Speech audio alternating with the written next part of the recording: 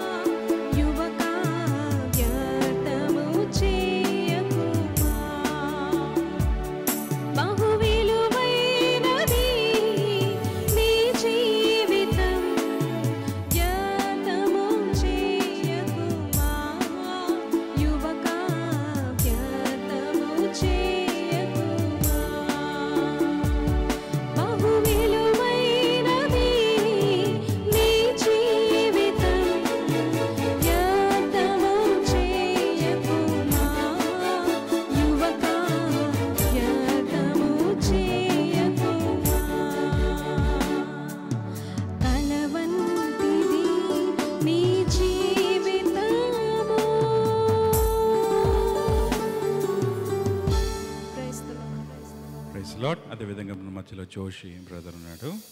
మరి ప్రత్యేకమైన పాట పాడి ప్రభుని మహింపరుస్తాడు.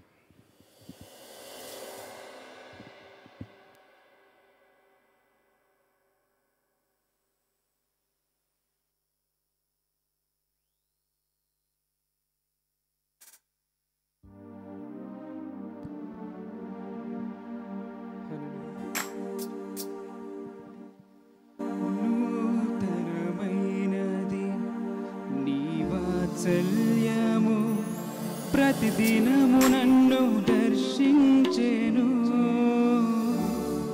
ఎడబాయనిది నీ కనికరము నన్నెంతో ప్రేమించెను.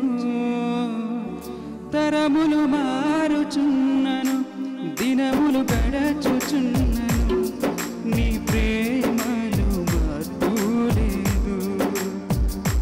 తరములు మారుచున్నను, దినములు గడచుచున్నను, నీ ప్రేమలు మార్పులేదు.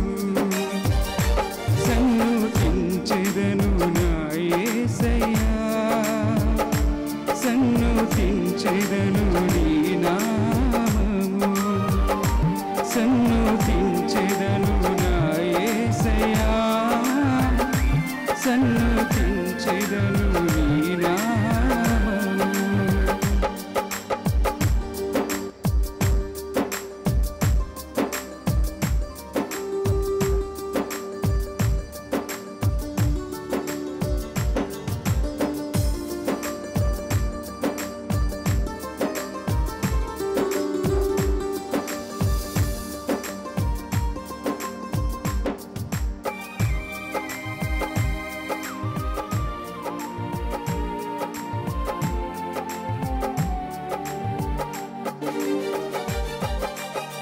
గడచిన కాలమంతా నీ కృప చూపి ఆదరించినవు. జరగబోవు కాలమంతా నీ కృపలోన నన్ను దాచినవు.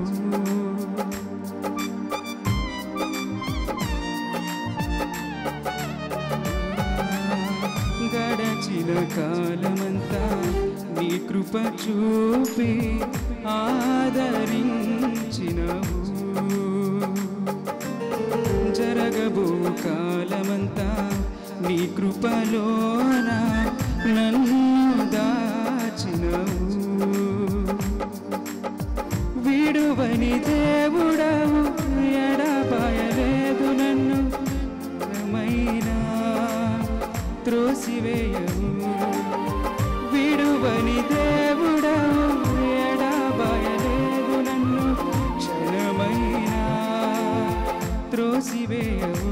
సన్నుతించెదను నా యేసయ్యా, సన్నుతించెదను నీ నామము, సన్నుతించెదను నా యేసయ్యా, సన్నుతించెదను నీ నామము.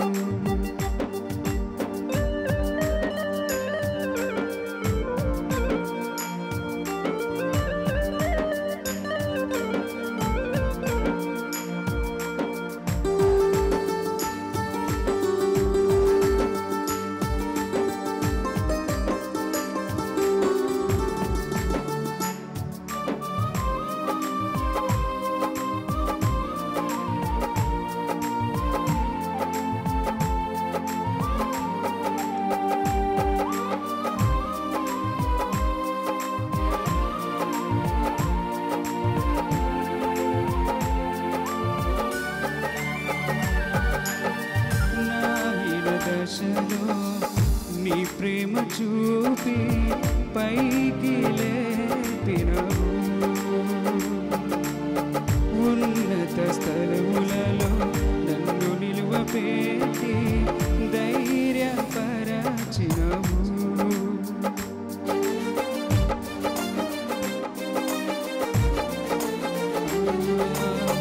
నా హీన దశలో నీ ప్రేమ చూపి పైకి లేపినవు.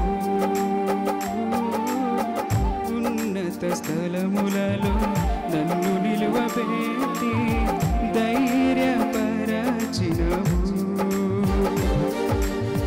మరువని దేవుడవు, నన్ను మరువలేదు నీవు.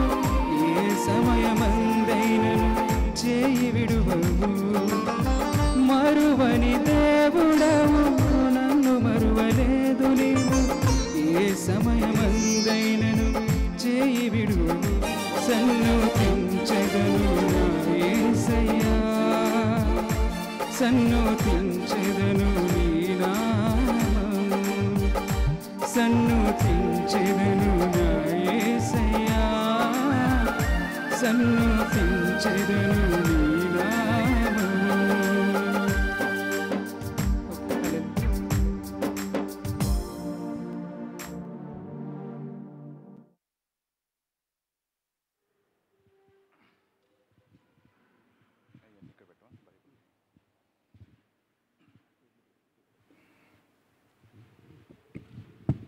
Praise the lord.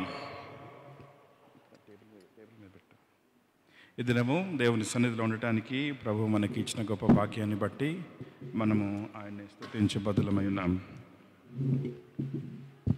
ఒక చిన్న వచనాన్ని మనం పడుకుందాం.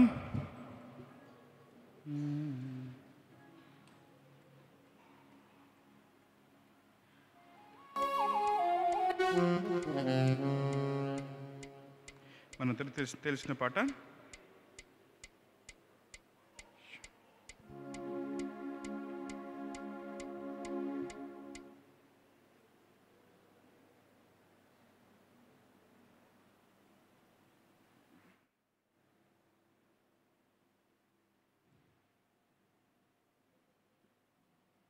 Praise the lord.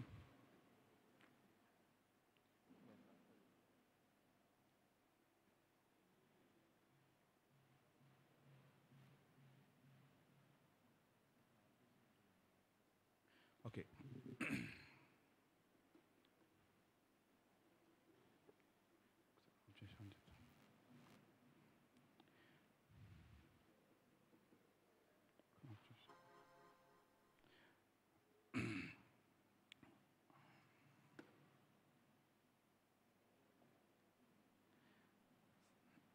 మనందరికీ తెలిసిన పాట, ఒక వచనము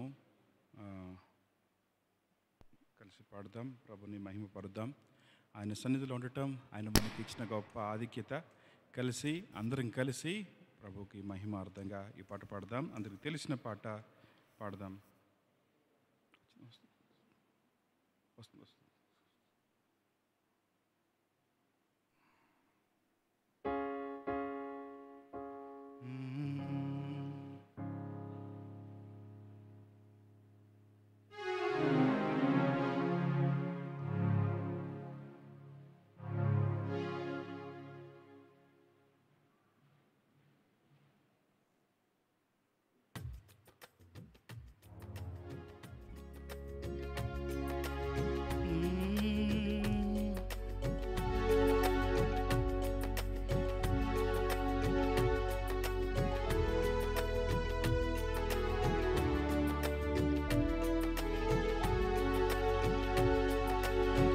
ఆశ్చర్యమైన ప్రేమ పడదాం.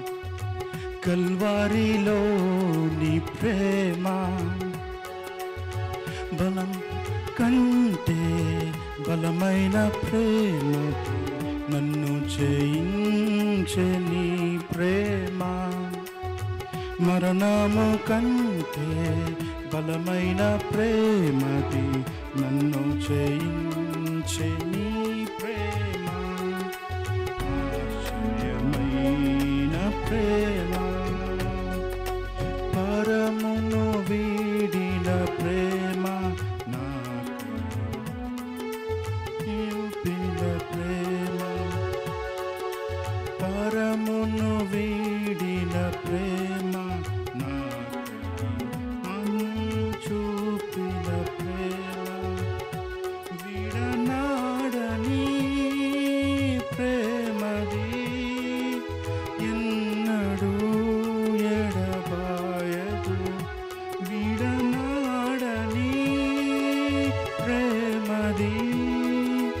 ఎన్నడూ ఎడబాయదు. ఆశ్చర్యమైన ప్రేమ, కల్వారిలోని ప్రేమ, మరణము కంటే బలమైన ప్రేమది, నన్ను జయించని ప్రేమ. మరణము కంటే బలమైన ప్రేమది, నన్ను జయించని ప్రేమ. ఆశ్చర్యమైన ప్రేమ. Praise the lord. దేవుని వాక్యంలోంచి కొన్ని మాటలు మనం చూసుకుందాం. హెబ్రీ పత్రిక 10వ అధ్యాయంలోనికి మనం వచ్చాం. హెబ్రీ పత్రిక 10వ అధ్యాయం. ఈ 10వ అధ్యాయంలోనికి వెళ్ళటానికి అంటే ముందు మనందరికీ తెలిసిన విషయాలు మళ్ళీ జ్ఞాపకం చేస్తున్నాను. ఈ హెబ్రీ పత్రిక మరి దీంట్లో యేసుక్రీస్తు యొక్క ఔన్నత్యాన్ని గురించి, యేసుక్రీస్తు యొక్క శ్రేష్టతను గురించి మనం చూస్తాం. ఈ హెబ్రీ పత్రిక రాస్తున్నప్పుడు అప్పటికింకా యాజక ధర్మము జరుగుతూ ఉంది, అప్పటికింకా దేవాలయం ఉంది, అప్పటికింకా బలులు అర్పణలు అర్పిస్తూ ఉన్నారు. అయితే కొంతమంది హెబ్రీ విశ్వాసులు రక్షించబడిన తర్వాత, యేసుక్రీస్తులోనికి వచ్చిన తర్వాత, బాప్తిసం తీసుకున్న తర్వాత మరి ఈ హెబ్రీలు కొంతమంది వారిని వెలివేసేశారు, వారిని సమాజంలోంచి వెలివేశారు. సమాజ మందిరంలోనికి రాకుండా, దేవాలయంలోనికి అడుగు పెట్టకుండా వెలివేశారు. మళ్ళీ తిరిగి వెనుకకు వెళ్ళాలి అనుకుంటున్న పరిస్థితుల్లో ఈ హెబ్రీ గ్రంథకర్త వారిని హెచ్చరిస్తూ ఈ పత్రిక రాశాడు. యేసుక్రీస్తు ఎవరో ఈ పత్రికలో చాలా అద్భుతంగా మనం చూస్తాం. మొదటి అధ్యాయంలోనే దేవదూతల కంటే శ్రేష్ఠుడు అని, మోషే కంటే శ్రేష్ఠుడని, అహరోను కంటే శ్రేష్ఠుడని, యెహోషువ కంటే శ్రేష్ఠుడని, ధర్మశాస్త్రము కంటే శ్రేష్ఠుడని మనం చూస్తాం. పాత నిబంధనలో ఉన్న అర్పణలన్నిటికంటే శ్రేష్ఠుడని మనం చూస్తాం. నిబంధన పాత ఒడంబడిక కంటే శ్రేష్టమైన ఒడంబడిక యేసు ప్రభు చేశాడనే విషయాన్ని ఈ పత్రికలో మనం చూస్తాం. పాత నిబంధనలో ఉన్న ఈ గుడారాన్ని గురించి లాస్ట్ వీక్ మనం చూసాం కదా. ఇప్పుడు నిన్నటి దినము లాస్ట్ వీక్ మనం శ్రేష్టమైన గుడారం గురించి మనం చూస్తాం. అది చేతులతో హస్తకృత్యములతో చేయబడింది కాదు, అది సృష్టించబడినది కాదు, ఇది మహాఘనమైంది అనే మాటను మనము లాస్ట్ వీక్ మనం చూసాం. ఈరోజు 10వ అధ్యాయాన్ని మనము ధ్యానం చేస్తున్నాం. పరిశుద్ధ గ్రంథంలో నుంచి హెబ్రీ పత్రిక 10వ అధ్యాయంలో మనం చూస్తున్నాం. ఈ అధ్యాయము చాలా శ్రేష్టమైనది. 9వ అధ్యాయంలో శ్రేష్టమైన ఒడంబడిక అంటే కొత్త ఒడంబడిక గురించి మనం చూస్తాం, లేకపోతే కొత్త నిబంధన గురించి మనము చూస్తాం. నిబంధన గురించి మరి 8వ అధ్యాయంలోంచి మనం చూస్తాం. 9వ అధ్యాయంలో కూడా నిబంధన, 8వ అధ్యాయంలో కొత్త నిబంధన గురించి చూస్తే, 9వ అధ్యాయంలో మనమేం చూస్తామంటే శ్రేష్టమైన మరి గుడారము గురించి మనం చూస్తాం. Better sanctuary. ఆ దినాల అరణ్యములో వారికి ఉన్న గుడారం గురించి, అక్కడున్న దీపస్తంభం, ధూపవేదిక, గంగాలము, బలిపీఠము, మందసము, ఇవన్నీ మనం చూసాం. అవన్నీ తాత్కాలికమైనవే. గుడారము అనగానే మనం అర్థం చేసుకోవాల్సింది ఏంటంటే తాత్కాలికమైనది. మనం కూడా ఒక గుడారం కలిగి ఉన్నాం ఈ లోకంలో. ఏంటది ఉందా? మనందరం కూడా ఒక గుడారాన్ని కలిగి ఉన్నాం. ఏంటది? మన శరీరమే. మన శరీరాన్ని ఏమన్నాడు పౌలు గారు 2వ కొరింథీ పత్రికలో మనం చూస్తాం. శిథిలమైపోయే ఈ గుడారం కదా, అది గుడారం గురించి మాట్లాడతాడు. ఇది కూడా గుడారమే, ఇది శిథిలమైపోయేది, ఇది టెంపరరీ అన్నమాట, శాశ్వతమైంది కాదు. ఆ దినాల్లో ఉన్న నిబంధన మందసము కూడా, లేకపోతే అది కూడా తాత్కాలికమైంది. కానీ అసలు దాని గురించి 9వ అధ్యాయంలో మనం చూస్తాం. ఈరోజు శ్రేష్టమైన అర్పణ గురించి మనం చూస్తాం కదా. ఈరోజు 10వ అధ్యాయంలో శ్రేష్టమైన అర్పణ, 8వ అధ్యాయంలో శ్రేష్టమైన నిబంధన, 9వ అధ్యాయంలో శ్రేష్టమైన పరలోక సంబంధమైన గుడారాన్ని గురించి మనం చూస్తాం, శాంచురీ. ఇప్పుడు శ్రేష్టమైన అర్పణ, ఇది మీరు గుర్తుపెట్టుకోండి. హెబ్రీ పత్రిక చదివేటప్పుడు 3 మాటలు మనం ఎప్పుడు వింటాం. ఏంటది? సంపూర్ణమైన, రెండవది శ్రేష్టమైన, మూడవది నిత్యమైన కదా. ఈ 3 పదాలు చాలా ప్రత్యేకమైనవి. పాత నిబంధనలో ఏవైతే ఉన్నావో అవన్నీ తాత్కాలికమైనవి, కొంతకాలం ఉండిపోయాయి. కానీ కొత్త నిబంధనలో ఎప్పుడైతే యేసుప్రభు వచ్చాడో అవి సంపూర్ణం చేశాడు, శ్రేష్టమైనవి, తర్వాత నిత్యమైనవి. నిత్యమైనవి అంటే ఎప్పటికీ ఉండేవి. సరే, ఇప్పుడు 10వ అధ్యాయంలో ప్రారంభిద్దాం. మొదటి 10 వచనాలే మనం చూడబోతున్నాం. జాగ్రత్తగా మీరు వినండి.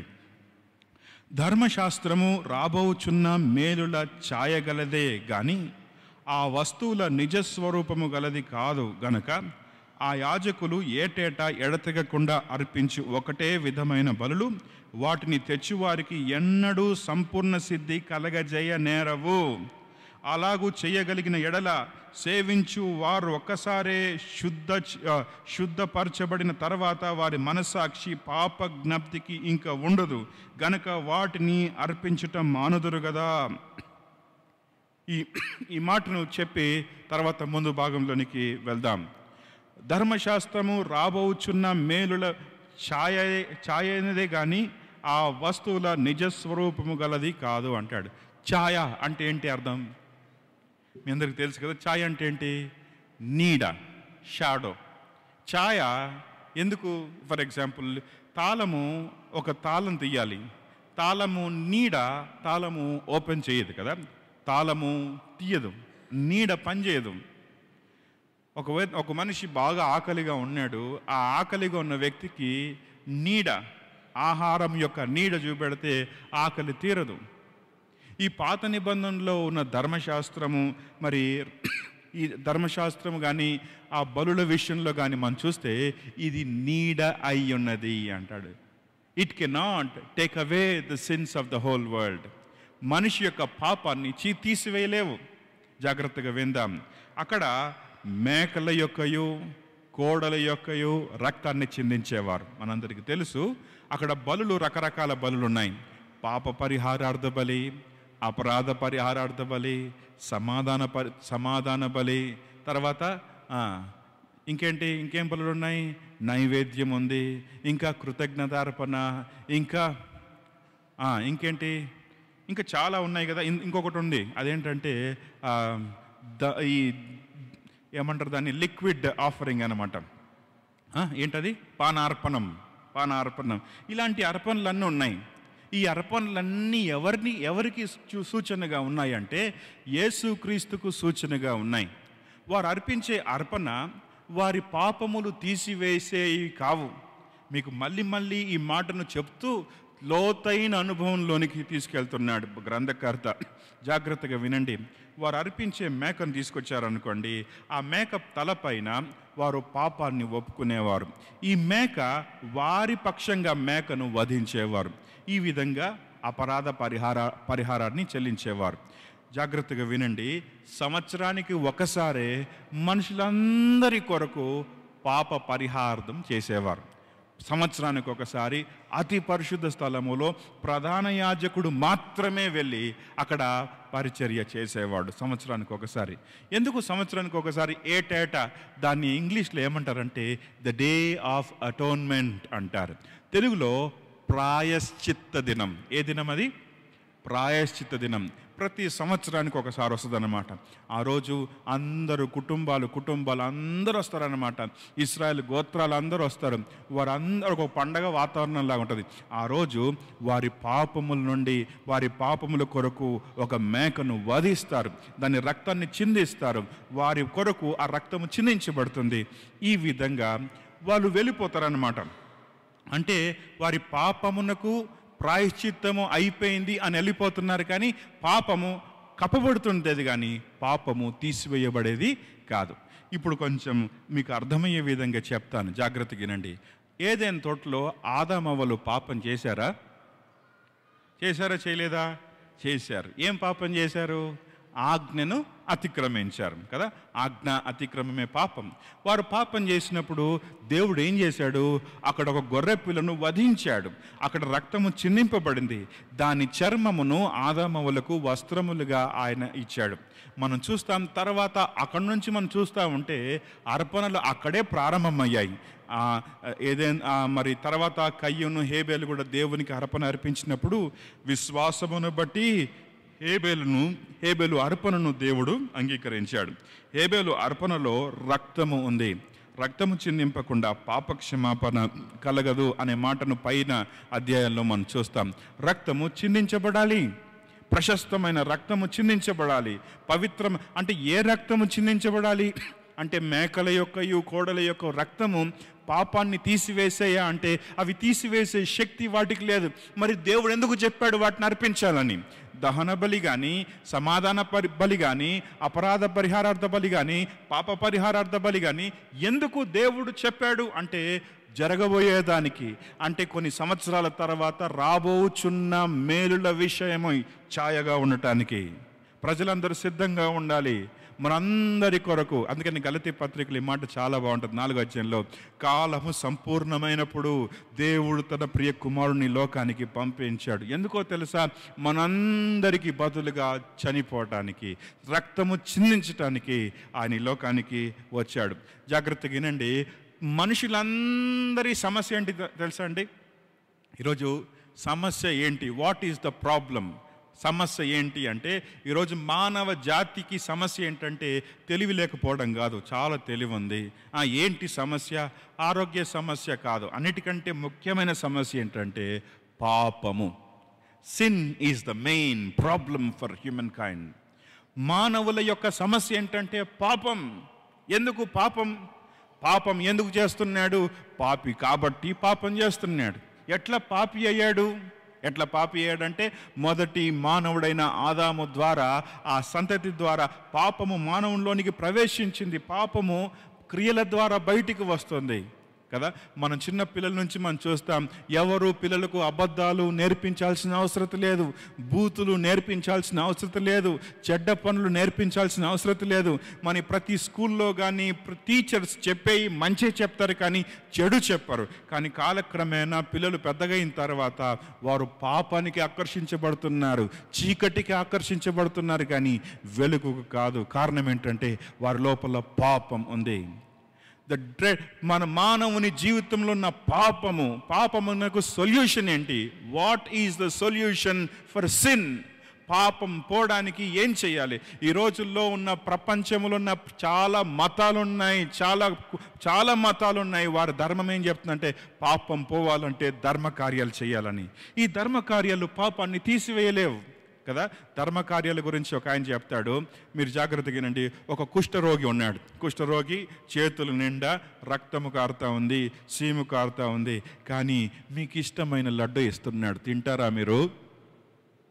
మీకు ఇష్టమైన లడ్డే. కుష్ఠరోగి చేతి నిండా సీము రక్తం కారుతా ఉంది, ఆ చేతులతో మీకు లడ్డు ఇస్తున్నాడు, తింటారా మీరు? తీసుకుంటారా అంటే మీరు తీసుకోరు. అదేవిధంగా ప్రతి మానవుడు స్వతహాగా పాపి కాబట్టి, అతడి హృదయం లోపల పాపం ఉంది కాబట్టి, అతడు చేసే ప్రతి దాంట్లో పాపం ఉంది కాబట్టి ఆ పాపి చేసే నీతి దేవునికి ఇష్టం లేదు. అందుకని అంటాడు, మానవుని నీతి దేవుని ఎదుట ఎట్లా ఉంది? మురికి గుడ్డల వలె ఉంది. ఈ పాపాన్ని ఏ విధంగా తీసుకోవాలి? ఈ దినాల్లో మన దేశంలో అయితే ఏం చేస్తున్నారంటే పుణ్యక్షేత్రాలకు వెళ్తున్నారు, లేకపోతే పుణ్య నదుల్లోకి వెళ్ళి మునుగుతున్నారు పాపము పోగొట్టుకోవాలని. పాపము శరీరం పైన ఉన్న మురికి అయితే పోతుంది కానీ హృదయంలో ఉన్న మురికి ఈ పుణ్య నదులు తీసివేయలేవు.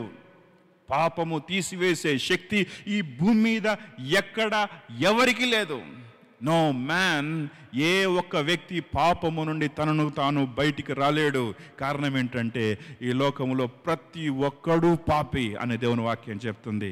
రోమాపత్రిక 3వ అధ్యాయం 11వ వచనంలో నీతిమంతుడు లేడు, ఒక్కడును లేడు. ఏ కులములో చూసినా, ఏ ప్రాంతములో చూసినా, ఏ భాషలో చూసినా, ఏ తెగలో చూసినా, ఏ జాతిలో చూసినా, ఏ రాష్ట్రంలో చూసినా, ఏ దేశములో చూసినా, ప్రపంచమంతటా నీతిమంతుడు లేడు, ఒక్కడును లేడు. Nobody is righteous. అందుకనే రోమా 3:23 అంటాడు, ఏ భేదము లేదు అందరు. ఏ భేదం అంటే కుల, మత, ప్రాంత, వర్గ, లింగ, విద్య భేదము లేకుండా అందరూ పాపం చేశారు. అందుకొరకే ఈ బలులు ఎందుకు అర్పించేవాళ్ళు? ఈరోజు చాలా మతాలు ఈ భూమి మీద ఉన్నాయి, చాలా మతాలు ఉన్నాయి. ఎందుకున్నాయి అంటే మానవుని పుణ్యాత్ముని చేయడానికి, ఈ పాపము నుండి మానవుని విడిపించడానికి. కానీ జాగ్రత్తగా వినండి, ఈ లోకములో ఏ మతము కూడా మనిషిని పాపములో నుంచి విడిపించే శక్తి ఏ మతానికి లేదు. ఆ దినాల్లో యూదా మతములో లేకపోతే అక్కడ అర్పించే అర్పణలు పాపాన్ని తీసివేయలేకపోతున్నాయి. అక్కడ అర్పించే పాప పరిహారార్థ బలి కానీ, అక్కడ అర్పించే అపరాధ పరిహారార్థ బలి కానీ, ఇవేవి మానవుని పాపాన్ని తీసివేయలేకపోయాయి. మరి దేవుడు ఎందుకు ఇచ్చాడంటే కొంతమంది సిన్సియర్గా నమ్మకంగా వచ్చి అర్పణలు అర్పిస్తున్నారు. వారి మనస్సాక్షి మాత్రం క్లియర్గా ఉండేది కాదు. వాళ్ళు వెళ్ళిపోయి నెక్స్ట్ ఇయర్ కొరకు ఇంకొక అర్పణ కోసం సిద్ధపడేవారు. మీరు జాగ్రత్తగా వింటే వాళ్ళు వెళ్ళి మళ్ళీ వస్తున్నారంటే అర్థం ఏంటి? మొదట అర్పించిన అర్పణ వీరికి క్లియర్ కాన్షియస్ ఇవ్వలేదు, మంచి మనస్సాక్షిని ఇవ్వలేదు, వారి హృదయంని శుద్ధి చేయలేకపోయింది. కాబట్టి మళ్ళీ వస్తున్నారు. మళ్ళీ ఎందుకు అర్పిస్తున్నారు?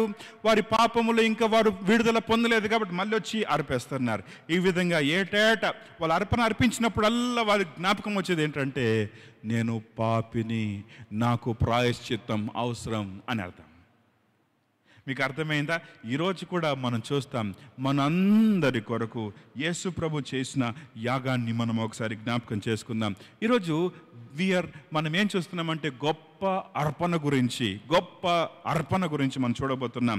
చూడండి, ఆ యెషయా గ్రంథంలో దేవుడు అర్పణలను కోరట్లేదు. చూడండి, దాని గురించి మళ్ళీ మనం చూద్దాం. ధర్మశాస్త్రము రాబోచున్న మేలుల ఛాయగలదే కానీ ఆ వస్తువుల నిజస్వరూపము గలది కాదు. గనుక ఆ యాజకులు ఏటేటా ఎడతెగకుండా అర్పించి ఒకటే విధమైన బలులు వాటిని తెచ్చివారికి ఎన్నడూ ఈ మేక రక్తము, కోడ్ల రక్తము, ఎడ్ల రక్తము ఇవి ఎన్నడూ సంపూర్ణ సిద్ధి కలగజేయ నేరవు అంటాడు. ఇవి మానవుని సంపూర్ణ సిద్ధి కలగజేయ నేరవు. 2వ వచనం, అలాగూ చేయగలిగిన ఎడల సేవించి వారు ఒక్కసారే శుద్ధపరచబడిన తర్వాత వారి మనసాక్షికి పాప జ్ఞప్తి ఇకను ఉండదు గనక వాటిని అర్పించటం మానదే కదా. ఎందుకు అర్పిస్తున్నారు? Their conscience is still. వారి మనస్సాక్షి వారి గురించి నేరాపణ చేస్తూ ఉంది. వారి హృదయంలో శుద్ధి లేదు, వారు ఇంకా పాపము వారిలో ఉందని వారు గ్రహిస్తున్నారు కనుక మళ్ళీ అర్పిస్తున్నారు. 3వ వచనం, అయితే ఆ బలులు అర్పించుట చేత ఏటేట పాపములు జ్ఞాపకమునకు వచ్చుచున్నవి కదా. బలు అర్పించినప్పుడల్లా వారు నేను పాపిని, నా కొరకు బలి కావాలి అని అర్థం వచ్చేటట్టు వాళ్ళు వస్తున్నారు. వారి పాపములు జ్ఞాపకం వస్తూ ఉన్నాయి. చూడండి, 4వ వచనంలో, ఏలైనగా ఎడ్ల యొక్కయు మేకల యొక్కయు రక్తము పాపములు తీసివేయుట అసాధ్యము. ఎడ్ల రక్తము, మేకల రక్తము పాపములను తీసివేయుట అసాధ్యము అంటాడు. ఒకసారి బైబిల్ గ్రంథంలో కొన్ని మాటలు మనం చూద్దాం. యెషయా గ్రంథం 1వ అధ్యాయము 11వ వచనం నుంచి మనం చూసుకుందాం. యెషయా గ్రంథం 1వ అధ్యాయము 11వ వచనం నుంచి మనం ఈ భాగాన్ని జాగ్రత్తగా పరిశీలిద్దాం, ఆలోచన చేద్దాం. చూడండి, అక్కడ ఏముందంటే, యెహోవా సెలవిచ్చిన మాట ఇదే, విస్తారమైన మీ బలులు నాకేలా, దహన బలులకు పొట్టేళ్లను బాగుగా మేపిన దూడల క్రొవ్వును నాకు వెక్కసమయను. కోడల రక్తమందైనను, గొర్రె పిల్లల రక్తమందైనను, మేకపోతుల రక్తమందైనను నాకు ఇష్టం లేదు. నా సన్నిధిని కనబడవలనని మీరు వచ్చుచున్నారే, నా ఆవరణములను త్రొక్కుటకు మిమ్మల్ని రమ్మన్నవాడెవడు? మీ నైవేద్యము వ్యర్థము, అది నాకు అసహ్యము పుట్టించు ధూపార్పణము. దానిని కను తేకుడి.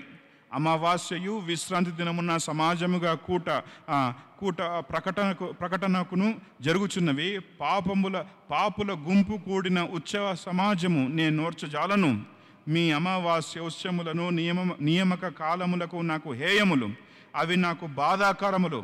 వాటిని సహింపలేక విసికియున్నాను.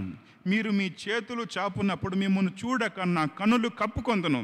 మీరు బహుగా ప్రార్థన చేసినను నేను వినను. ఎందుకు? మీ చేతులు రక్తముతో నిండి ఉన్నవి. మిమ్మల్ని కడుకొనడి, శుద్ధి చేసుకొనడి అంటున్నాడు. అంటే ఈ అర్పణలు, ఈ నైవేద్యాలు, ఈ దహన బలు దేవునికి ఇష్టము లేదంట. అవి ఆయనకి వెక్కసమయ్యాయి. God is disliking the offerings that they are bringing. దేవుడు వారి అర్పించే అర్పణలు ఆయనకి ఇష్టం అవ్వట్లేదు కదా. ఎందుకు అంటే ఇవి వారిని సంపూర్ణ సిద్ధులుగా చేయట్లేదు. వారు పాపము చేయకుండా ఈ అర్పణ వారికి ఏ విధంగా సహాయము చేయట్లేదు. అయితే కీర్తనల గ్రంథం కూడా చూద్దాం. కీర్తనల గ్రంథం 40వ అధ్యాయం చూడండి. 40వ కీర్తనలో కూడా మనం చూస్తాం. దీనికి సంబంధించిన వచనాన్ని మనం చూస్తాం. సామ్స్ 40 40వ కీర్తన 6-8. బలులనైనను నైవేద్యములనైనను నేను కోరుట లేదు, నీవు నాకు చెవులు నిర్మించున్నావు. దహన బలులైనను పాప పరిహారార్థ బలులైనను నీవు తెమ్మనలేదు. అప్పుడు పుస్తకపు చుట్టలో నన్ను గూర్చి రాయబడిన ప్రకారం నేను వచ్చి ఉన్నాను. నా దేవా, నీ చిత్తము నెరవేర్చుట నాకు సంతోషము. నీ ధర్మశాస్త్రము నా అంతర్యములోనున్నది. నా పెదవులు మూసుకొనక మహాసమాజంలో నీతి సువార్త నేను ప్రకటించిన నేనంటిని. ఇక్కడ ఈ ప్రాఫెసీ గురించి మనం చూస్తాం. దాని ఫుల్ఫిల్మెంట్, ఈ ప్రవచనం యొక్క నెరవేర్పును మనం ఇక్కడ చూస్తాం. చూడండి, బలులు ఆయనకి ఇష్టం లేదు కదా. ఈ అర్పించే మేకల రక్తము, కోడల రక్తము, వీటి వల్ల వారికి సంపూర్ణ సిద్ధి కలగట్లేదు. వారి పాపముల నుంచి విడుదల పొందట్లేదు. కప్పబడుతున్నాయి కానీ దాంట్లో నుంచి సంపూర్ణంగా బయటికి రాలేకపోతున్నారు. ఇప్పుడు మీకు అర్థం కావాలని ఒక ఉదాహరణ మీకు చెప్తాను బైబిల్లో, జాగ్రత్తగా వినండి. అయితే మనందరికీ తెలుసు, మొట్టమొదటి రాజు ఎవరు ఇశ్రాయేల్ ప్రజలకి? సౌలు. ఈ సౌలు ఆరంభంలో చాలా దీనునిగానే ఉన్నాడు. కానీ కొంచెము రాజు అయిన తర్వాత గర్వం వచ్చేసింది, అహంకారం వచ్చేసింది. అహంకారం వచ్చిన తర్వాత దైవజనుని మాట లెక్క చేయట్లేదు. దేవుని సేవకుడైన సమూయేలు అన్నాడు, సమూయేలు సౌలుతో అన్నాడు, సౌలు అమాలేకులు చేసింది నాకు జ్ఞాపకం ఉంది, కాబట్టి నువ్వు అమాలేకులందరినీ నాశనం చేయాలి, ఎవరిని విడిచిపెట్టద్దు. అక్కడ పశువులు కానీ, పిల్లలు కానీ, స్త్రీలను కానీ, పురుషులు కానీ. అమాలేకులు అంటే శరీర సంబంధులు. అమాలేకులు అంటే ఇశ్రాయేలు ప్రజల్ని బాగా బాధ పెట్టిన వారు. మరి వారు చేసింది జ్ఞాపకం చేసుకుని వారందరినీ సమూలంగా నాశనం చెయ్యి అని చెప్పినప్పుడు సౌలు సమూయేలు మాట, ఇదే యెహోవా వాక్కు అని దేవుని మాటను దైవజనుడైన సమూయేలు సౌలుకు చెప్పినప్పుడు ఈ సౌలు దేవుని మాట విన్నాడా వినలేదండి? విన్నాడు కానీ సగం విన్నాడు. అన్నీ బలహీనమైనవి, బక్క చచ్చినవి అన్నిటిని చంపేశాడు. కానీ బలంగా ఉన్న వాటిని, కొవ్వు పట్టిన వాటిని పక్కన పెట్టాడు. అవి పక్కన పెట్టేశాడు. పెట్టిన తర్వాత సమూయేలు వచ్చాడు. వచ్చిన తర్వాత సౌలు నేను చెప్పింది చేసామంటే మీకు సమాధానం కలను కాక అన్నాడు. సమాధానము నేను చెప్పినట్లు చేసావా? చెప్పినట్లే చేశాను అన్నాడు. అయితే సమూయేలు అంటాడు, నాకు ఇంకా రంకెలు వినబడుతున్నాయి అన్నాడు. ఐ స్టిల్ హియర్, నాకు ఇంకా వినబడుతున్నాయి, ఆ రంకెలు అరుపులు వినబడుతున్నాయి అనగానే వెంటనే సౌలు అంటాడు, ఓ అవా దేవునికి, దేనికంట? దేవునికి బలులు ఇవ్వటానికి అంట. అప్పుడు సమూయేలు ఒకడు అన్నాడు, సమూయేలు మాట అన్నాడు, బలులు అర్పించుట కంటే మాట వినుట శ్రేష్టం. ఏది ఇంపార్టెంట్? బలులు అర్పించుట కంటే. సరే, మిమ్మల్ని ఒక ప్రశ్న అడగల? ఏది ఈజీ? బలులు అర్పించటం ఈజీయా, మాట వినటం ఈజీయా? బ్రదర్స్ సిస్టర్స్ అందరూ వింటున్నారు కదా, బలులు అర్పించటం సులభమా, మాట వినటం సులభమా? మీరందరూ మిక్స్డ్గా చెప్తున్నారు సార్. ఏది సులభం అంటే బలులు అర్పించడమే సులభం. బలులు అర్పించడమే సులభం. ఏదో కానుక ఇచ్చేసాం, అయిపోయింది, మా పని అయిపోయింది, మేము చేసేది చేస్తాం కాదు. ఆయన మాట వినాలి. ఇందాక మనం విన్నాం, బలులు అర్పించడం కంటే మాట వినుట శ్రేష్టం అన్న. మాట వినాలి. నువ్వు మాట వినకుండా ఎన్ని అర్పణలు అర్పిస్తే ఏం లాభం? నీవు దేవుని మాట వినకుండా లక్షల రూపాయలు దేవునికి ఇస్తే దేవుడు సంతోషిస్తాడా? నువ్వు మోసం చేసి సంపాదించిన డబ్బును తీసుకొచ్చి కానుకల పెట్టెలో వేస్తే దేవుడు సంతోషపడతాడా అంటే లేదు. దేవునికి సంతోషం ఎప్పుడు వస్తుందంటే నువ్వు ఆయన చిత్తము నెరవేర్చినప్పుడు, ఆయన మాట విన్నప్పుడు. ఇక్కడ అదే మాట మనం చూస్తాం. బలులు, అర్పణలు ఇవన్నీ ఛాయ యేసు ప్రభుకి సాదృశ్యంగా ఉన్నాయి. కానీ నిజానికి దావీదు కూడా మాట అంటాడు చూడండి. దావీదు కూడా 51వ కీర్తనలో దావీదు తన పాపమును గురించి పశ్చాత్తాపడుతూ ఈ కీర్తనలో ఈ ప్రార్థన చేస్తాడు. 51వ కీర్తన 51వ కీర్తన 16, 17 వచనాల్లో, నీవు బలిని కోరువాడవు కావు, కోరినడలా నేను అర్పించుదును. దహన బలి నీకు ఇష్టమైనది కాదు. దేవునికి ఇష్టమైనది ఏంటి? విరిగిన మనస్సే దేవునికి ఇష్టమైన బలులు. దేవా, విరిగి నలిగిన హృదయమును నీవు అలక్ష్యము చేయవు అంటావు. విరిగి నలిగిన హృదయమును అలక్ష్యము చేయవు. కాబట్టి బలుల గురించి మనం చూసాం. అవి సంపూర్ణ సిద్ధి కలగజేయలేదు. బలులు మనుషుల యొక్క పాపములు తీసివేయలేకపోయాయి. మనుషుల పాపములు తీసివేయలేకపోయాయి. అవంత ఛాయ. కానీ అసలు అర్పణగా యేసుప్రభు వచ్చాడు. అదే మాటను మనం చూస్తాం. చూడండి, 4వ వచనం కూడా చూద్దాం. ఏలనగా ఎడ్ల యొక్కయు మేకల యొక్కయు రక్తము పాపములను తీసివేయుట అసాధ్యం. 5వ వచనం, కాబట్టి ఆయన ఈ లోకమందు ప్రవేశించుచున్నప్పుడు ఇలాగూ చెప్పుచున్నాడు. ఏంటది? బలియు అర్పణయు నీవు కోరలేదు, నాకొక శరీరము అమర్చితివి. పూర్ణ హోమములను పాప పరిహారార్థ బలులను నీకు ఇష్టమైనవి కావు. అప్పుడు నేను గ్రంథపు చుట్టలో నన్ను గూర్చి వ్రాయబడిన ప్రకారము, దేవా, నీ చిత్తము నెరవేర్చుటకు ఇదిగో నేను వచ్చి ఉన్నానంటిని. దేవా, నీ చిత్తము నెరవేర్చుటకు ఇదిగో నేను వచ్చి ఉన్నానంటిని. జాగ్రత్త, ఈ మాటలో మీకు ఏం అర్థమైంది? ఏమైనా అర్థమైందా? దేవా, నీ చిత్తము నెరవేర్చుటకు ఇదిగో నేను వచ్చినానంటే బలవంతంగా లాక్కొని రాలేదు. దేవా, నీ చిత్తము నెరవేర్చుటకు ఇదిగో నేను వచ్చినానంటే అర్థం ఏంటంటే వాలంటరీగా. అంటే దాని అర్థం ఏంటి అంటే ఎవరు బలవంతం లేకుండా తనకు తానుగా, ప్రభువా, రాయబడిన, దేవా, నీ చిత్తము నెరవేర్చుటకు ఇదిగో నేను వచ్చినానంటే. మీరు జాగ్రత్తగా వినండి. పాత నిబంధనలో బానిసలు ఉండేవాళ్ళు. ఈ దినాల్లో కూడా అక్కడక్కడ ఉన్నారనుకోండి. ఈ బానిసలు మరి 7 సంవత్సరాల తర్వాత వారిని పంపించేసేయాలి, వారు వెళ్ళిపోవచ్చు. కానీ వాళ్ళు అంటారు, లేదయ్యా, మేము వెళ్ళము, మేము ఇక్కడే ఉంటాం, మీ దగ్గరే పని చేస్తాం, మీతోటే ఉంటాం, మేము చచ్చిందాకా మీ దగ్గరే ఉంటాం అన్నప్పుడు అప్పుడు యజమానుడు ఏం చేస్తారంటే తీసుకెళ్ళి వాళ్ళ చెవులకు కానీ ముక్కులకు కానీ కాళ్ళకు కానీ అంటే ఈ ఆభరణాలు తొడిగిచ్చేవారు అనమాట. ఈ ఆభరణాలు దేనికి గుర్తు అంటే వారు పర్మనెంట్గా ఇష్టపూర్వకంగా శాశ్వతంగా సేవకులుగా ఉండాలని తీర్మానించుకున్నారని అర్థం అన్నమాట. వాళ్ళు ఎవరైనా రోడ్డు మీదకి వెళ్తున్నారనుకోహో, వీళ్ళు పలానా వ్యక్తి యొక్క పని వాళ్ళు అని అర్థం అన్నమాట. అట్లా వాళ్ళు గుర్తించేవాళ్ళు.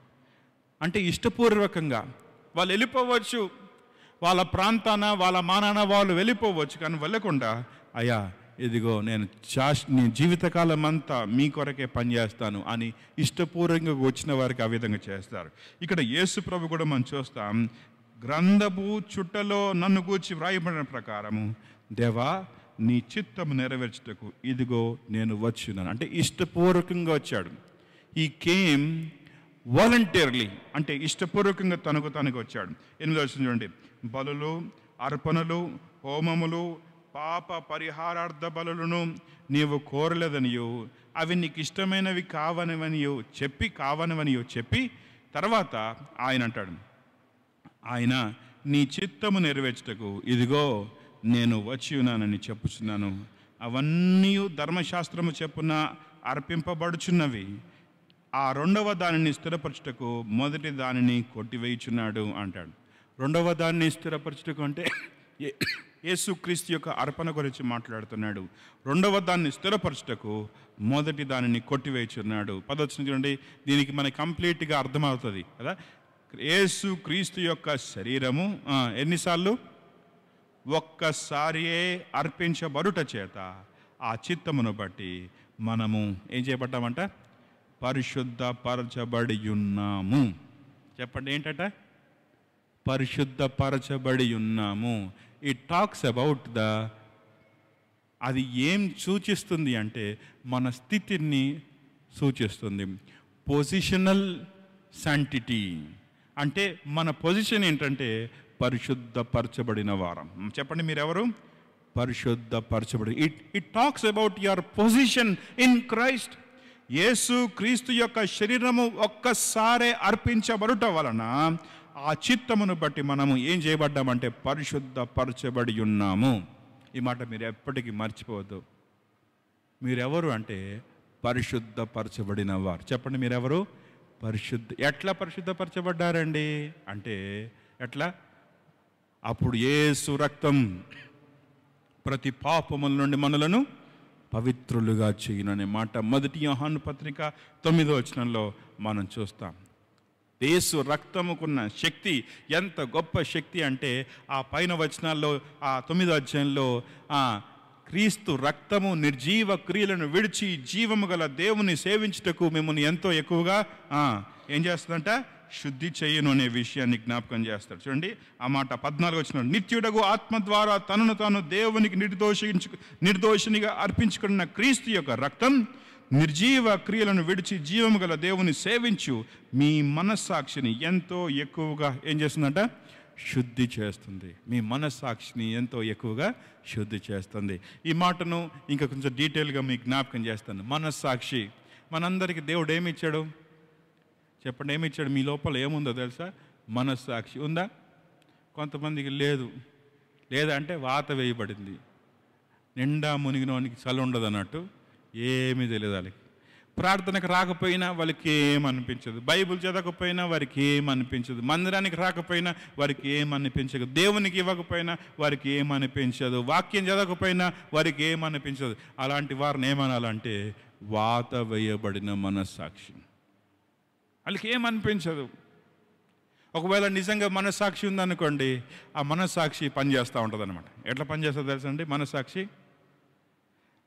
ఎట్లా పనిచేస్తుంది అంటే మన లోపలే ఉంటుంది. అది మనల్ని హెచ్చరిస్తూ ఉంటుంది అనమాట. ఫర్ ఎగ్జాంపుల్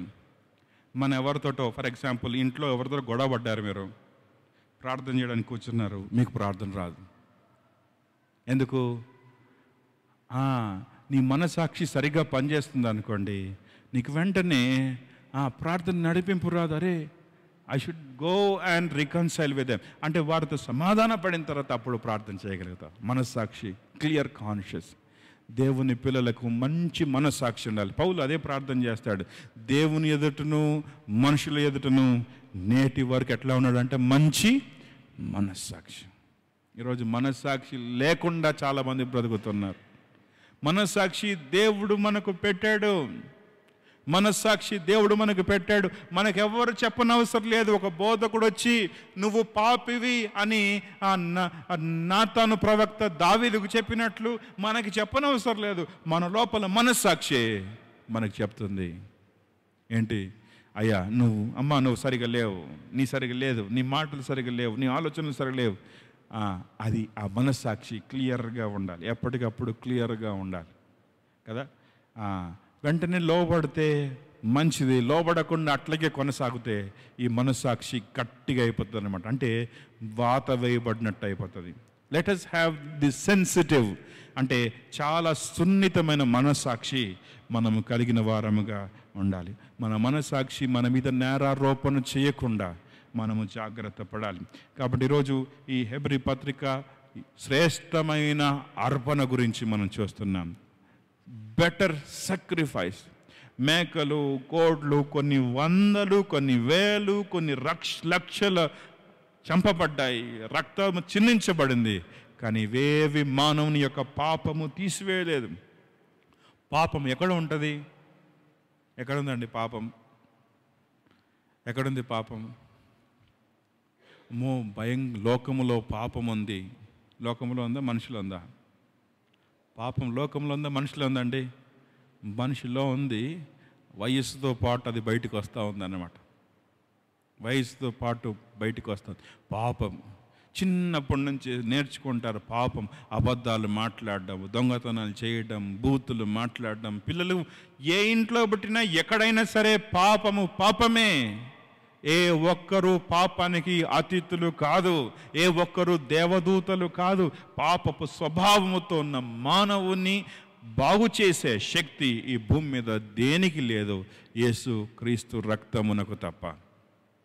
ఎప్పుడైతే యేసు క్రీస్తు శిలువలో రక్తం కార్చాడు, ఎప్పుడైతే ఆయన వాలంటరీగా కదా, ఆయనకు తెలుసు యేసు ప్రభు ఈ లోకానికి వచ్చినప్పుడు ఆయనకు తెలుసు ఎందుకు వచ్చాడు.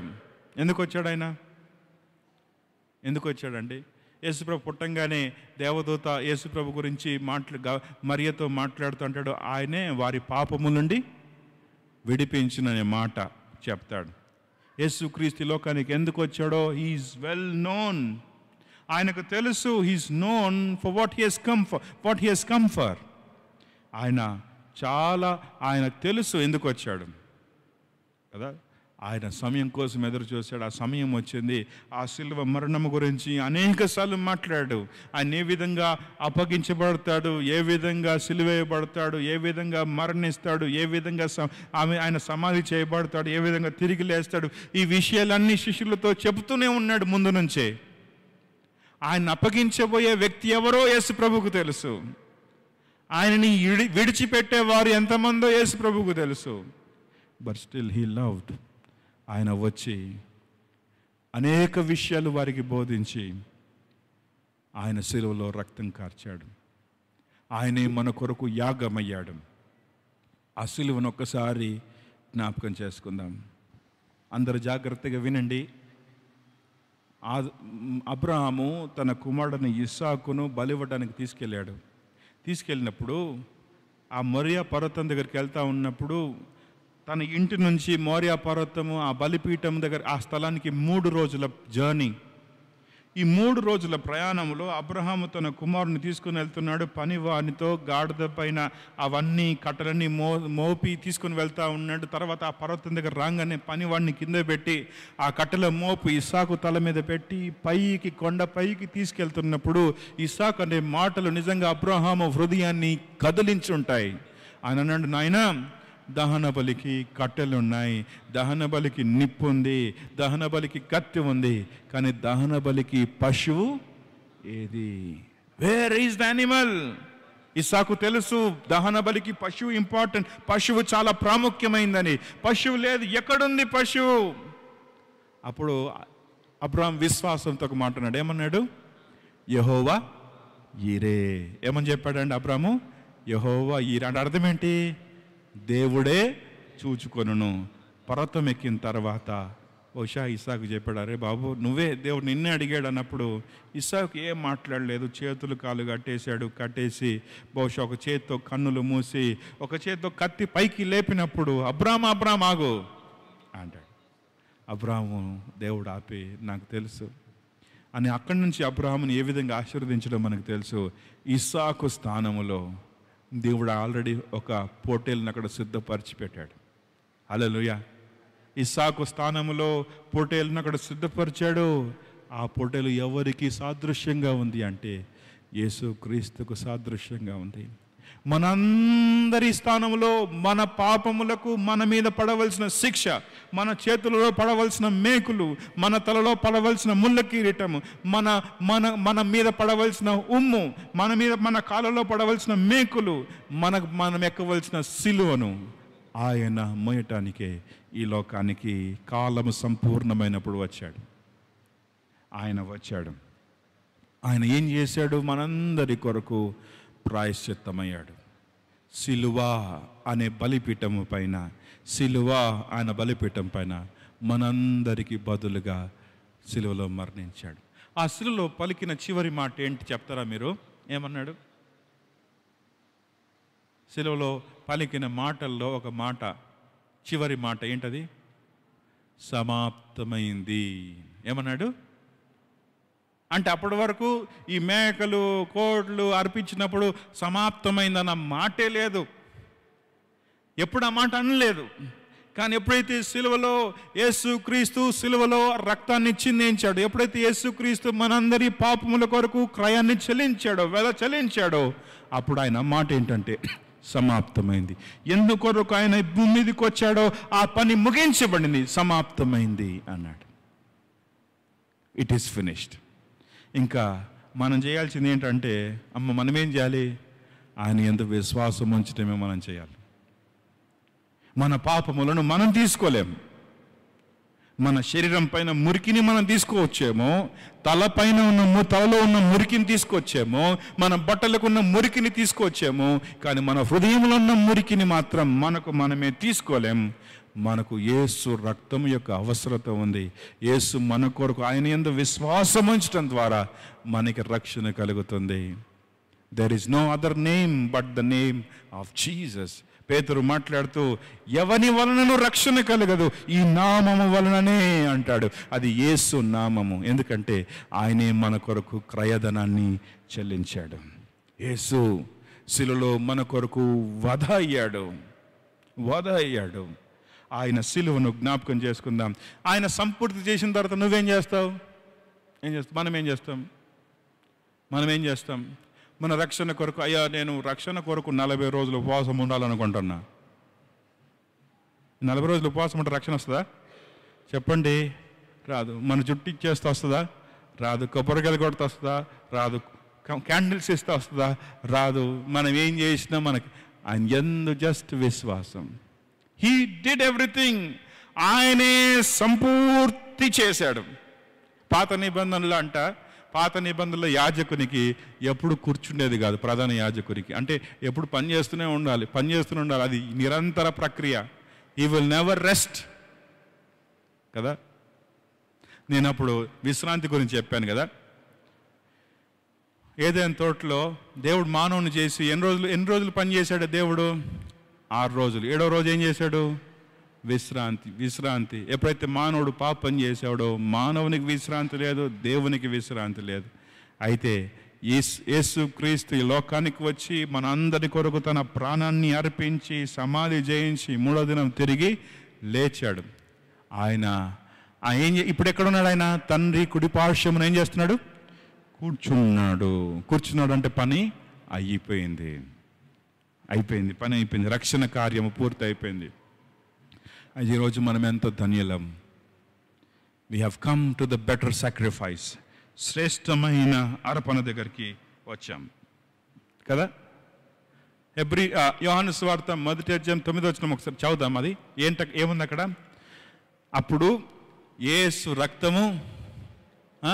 రక్తము కొన్ని పాపముల నుండా ప్రతి పాపముల నుండి మనలను ఏం చేస్తంట? పవిత్రులుగా చేయను. ఆ కింద వచనాలు చూస్తాం. ఒక్క అర్పణ చేత పరిశుద్ధపరచబడు వారిని సదాకాలము సంపూర్ణులుగా చేసి ఉన్నాడు. He sanctified us and he also gave us promise of security. నిత్య రక్షణ గురించి అక్కడ మనం చూస్తున్నాం. సెక్యూరిటీ అంటే ఏంటంటే భద్రత. యేసు క్రీస్తులో మన రక్షణ భద్రంగా ఉంది. మనం చేయవలసింది ఒకటే, అయ్యా నీ దగ్గరకు వస్తున్నా. ఆయనతో మనం ఉండాలి. ఆయన లేకుండా మనకేమీ లేదు. ఆయనతో ఉండటం మనము నేర్చుకోవాలి. ఈరోజు ఈ 10 వచనాల్లో మనం ఏం చేస్తామంటే శ్రేష్టమైన అర్పణ దగ్గరికి వచ్చాం. శ్రేష్టమైన అర్పణ. ఇది మేక కాదు, టెంపరీ రిలీఫ్ కాదు. మీకేం కావాలి? అందరు జాగ్రత్తగానండి. నేను మళ్ళీ చెప్తాను, మీకు ఆల్రెడీ చెప్పాను.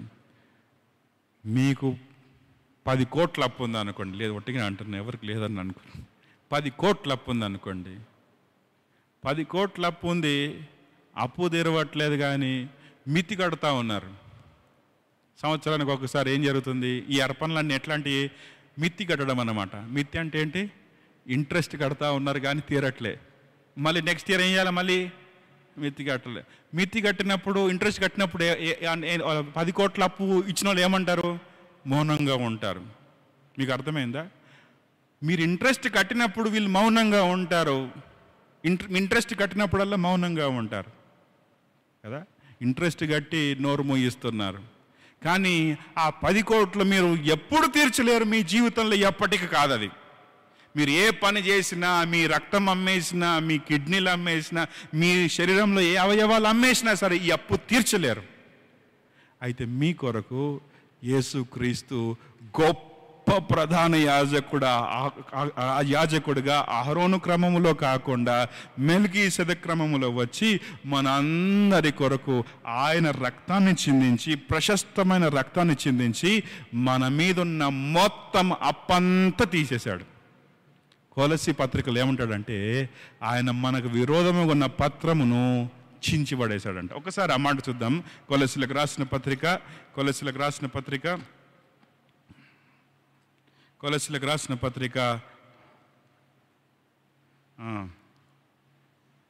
2వ అధ్యాయము 15 వచనం, 13-15 కలిసి ఉన్నాయి. మరియు అపరాధముల వలనను శరీరమందు సున్నతి పొందక యుండుట వలన మీరు మృతులై ఉండగా దేవుడు వ్రాత రూపకమైన ఆజ్ఞ వలన మన మీద రుణముగాను మనకు విరోధముగాను ఉండిన పత్రమును మేకులతో సిలువకు కొట్టి దాని మీద చేవ్రాతను తుడిచివేసి మనకు అడ్డము లేకుండా దాన్ని ఎత్తివేసి మన అపరాధములన్నిటినీ ఏం చేశాడు? క్షమించి ఆయనతో కూడా మిమ్మల్ని జీవింపజేసెను అంటాడు కదా. సిలువ చేత విజయోత్సాహంతో వాటిని పట్టి తెచ్చి బాహాటముగా వేడుకకు కనపరిచెను అంటాడు. ఇప్పుడు 10 కోట్ల అప్పు తీరిపోతే మేము నమ్మమండి అంటున్నారు కొంతమంది. మీ అప్పు తీరిపోయింది, మేము నమ్మం అంటున్నారు. నమ్మకపోతే మీరు ఇంకా బరువు కిందనే ఉంటారు కదా. ప్రయాసపడి భారము మోసుకొని పోవు సమస్త జనులారా నా యొద్దకు రండి, నేను మీకు విశ్రాంతి ఇవ్వటానికి ఆయన పిలుస్తుంటే, విశ్రాంతి ఎప్పుడు వస్తుంది అంటే ఈ బరువు పోయినప్పుడే వస్తుంది. ఈ బరువు అంతా తీసేశాడు ఇప్పుడు యేసు. కాబట్టి ఇప్పుడు క్రీస్తు యేసునందున్న వారికి ఏ శిక్షా విధి లేదు. మనం ఆయన నీతి ఎగునట్లు పాపమెరుగని ఆయన మన కొరకు పాపముగా చేయబడను అంటాడు. మనము ఆయన దరిద్రము ద్వారా ధనవంతులను మగుటకు ఆయన మన నిమిత్తం ఏమయ్యాడు? దరిద్రుడయ్యాడు. వాట్ ఎ వండర్ఫుల్, ఎంత గొప్ప శ్రేష్టమైన వాగ్దానాలు అండి యేసుక్రీస్తులో మనకి. మీ అప్పు తీరిపోయింది, మీ మీద ఉన్న రుణము కొట్టివేయబడింది.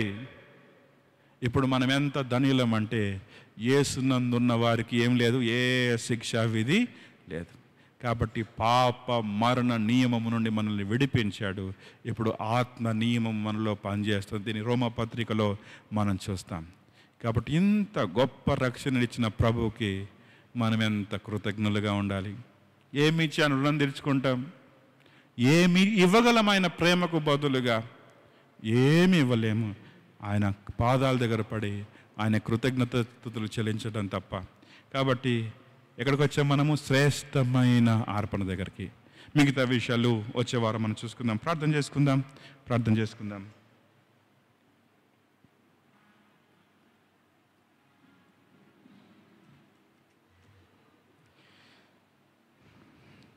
శ్రేష్టమైన ప్రభు, శ్రేష్టమైన అర్పణ, శ్రేష్టమైన నిబంధన, శ్రేష్టమైన గుడారం,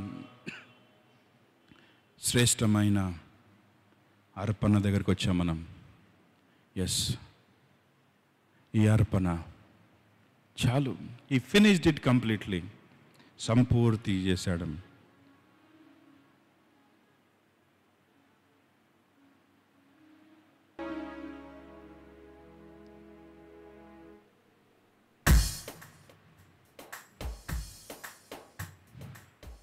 ప్రభుని స్తుతిద్దాం.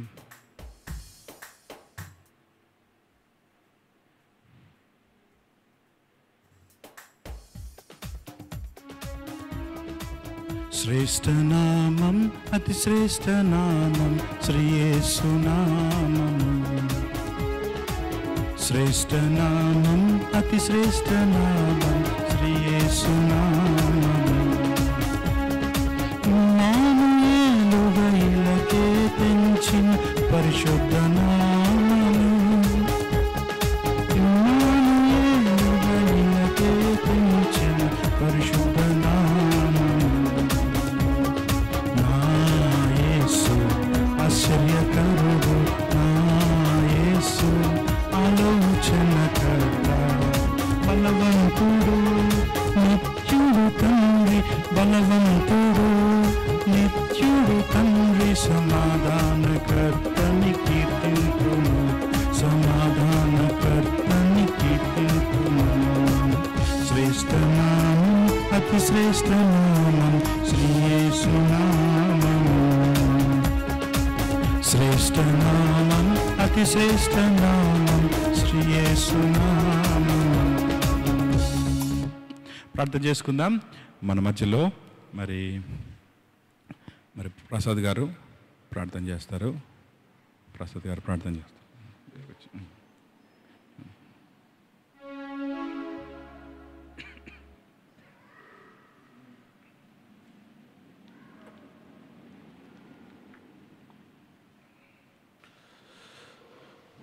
పరిశుద్ధుడా మా ప్రియ పరలోకపు తండ్రి నాయన, ఈ రాత్రికాల సమయంలో తండ్రి ప్రభు నాయన విజ్ఞాపన ప్రార్థనలు తండ్రి ప్రభు నాయన హెబ్రీయుల పత్రిక గురించి ప్రభు శ్రేష్టమైన మాటలు నాయన దైవ సేవకుల ద్వారా మమ్మల్ని బలంగా వాడుకున్నావు తండ్రి ప్రభు నాయన. ఈ మాటలు తండ్రి ప్రభు మా హృదయంలో నీరు కట్టి ఫలింప చేయండి తండ్రి ప్రభు నాయన. ఇంకాను తండ్రి ప్రభు నాయన మరి మమ్మల్ని విశ్వాసంలో బలంగా మమ్మల్ని కూడా తండ్రి ప్రభు నిలబెట్టండి తండ్రి ప్రభు నాయన. నీకు వందనాలు చెల్లించుకుంటున్నాం తండ్రి ప్రభు నాయన. నాయన మరి విజ్ఞాపన ప్రార్థనలో తండ్రి ప్రభు ఈ కోడికలో తండ్రి ప్రభు ఇంకా అనేకమైన తండ్రి ప్రభు నాయన విశ్వాసాలు నడిపించండి ప్రభు. నీకు వందనాలు చెల్లించుకుంటున్నాం తండ్రి. గొప్ప దేవుడు, ఆశ్చర్యకరువు తండ్రి ప్రభు. ఏమి ఇచ్చినా నాయన ఏం చేసినా నీ రుణము తీర్చుకోలేం తండ్రి ప్రభు. అవునా, నిజమే నాయన ప్రభు. ఆయన మా కొరకు తండ్రి ప్రభా నువ్వు కలువరి శిలువలో మరణించి ప్రభా మా పాపాలు తీసివేసావు తండ్రి ప్రభా. అందున బట్టి నీకు వందనాలు చెల్లించుకుంటున్నాం తండ్రి ప్రభా. నాయన మరి నాయన 3 రోజులు కూడికలో కొడుతుంది ప్రభా నాయన. సేవకుల్ని బలంగా వాడుకొడుతుంది ప్రభా నాయన. అనేక మంది ఆత్మలు రక్షించబడాలి తండ్రి ప్రభా నాయన. నీకు వందనాలు ప్రభా నాయన. ఏ ఒక ఆత్మ కూడా నాయన నరకం వెళ్తాకు వీల్లేదని చెలవిచ్చినవు తండ్రి ప్రభా నాయన. ఆయన ఆత్మలు రక్షించబడాలి తండ్రి ప్రభా నాయన. దైవ సేవకులు తండ్రి ప్రభా బహు బలంగా వాడుకోండి తండ్రి ప్రభా. నీకు వందనాలు చెల్లించుకుంటున్నాం తండ్రి ప్రభా నాయన. మరి పొడి గురించి జ్ఞాపకం చేసుకోండి తండ్రి ప్రభా నాయన. ఆయన కోర్టులు తండ్రి ప్రభా నాయన విశ్వాసులకు తండ్రి ప్రభా మంచి తీర్పు ఇచ్చింది ప్రభా. అందున బట్టి నీకు వందనాలు చెల్లించుకుంటున్నాం తండ్రి ప్రభా. గొప్ప దేవుడు, ఆశ్చర్యకరువు తండ్రి ప్రభా. ఏమి ఇచ్చినా ఏం చేసినా నీ రుణము తీర్చుకోలేము తండ్రి ప్రభు నాయన. నైనా అందుని బట్టి నీకు వందనాలు చెల్లించుకుంటూ అటు ప్రేమ కృప మా మీద ఉంచమని యేసు పరిశుద్ధ నామములో అడిగి వేడుకుంటున్నాము తండ్రి. ఆమేన్. ఆమేన్. అదేవిధంగా మన మధ్యలో సాయిజుల్ రెడ్డి బ్రదర్ వచ్చి ప్రార్థన చేస్తారు.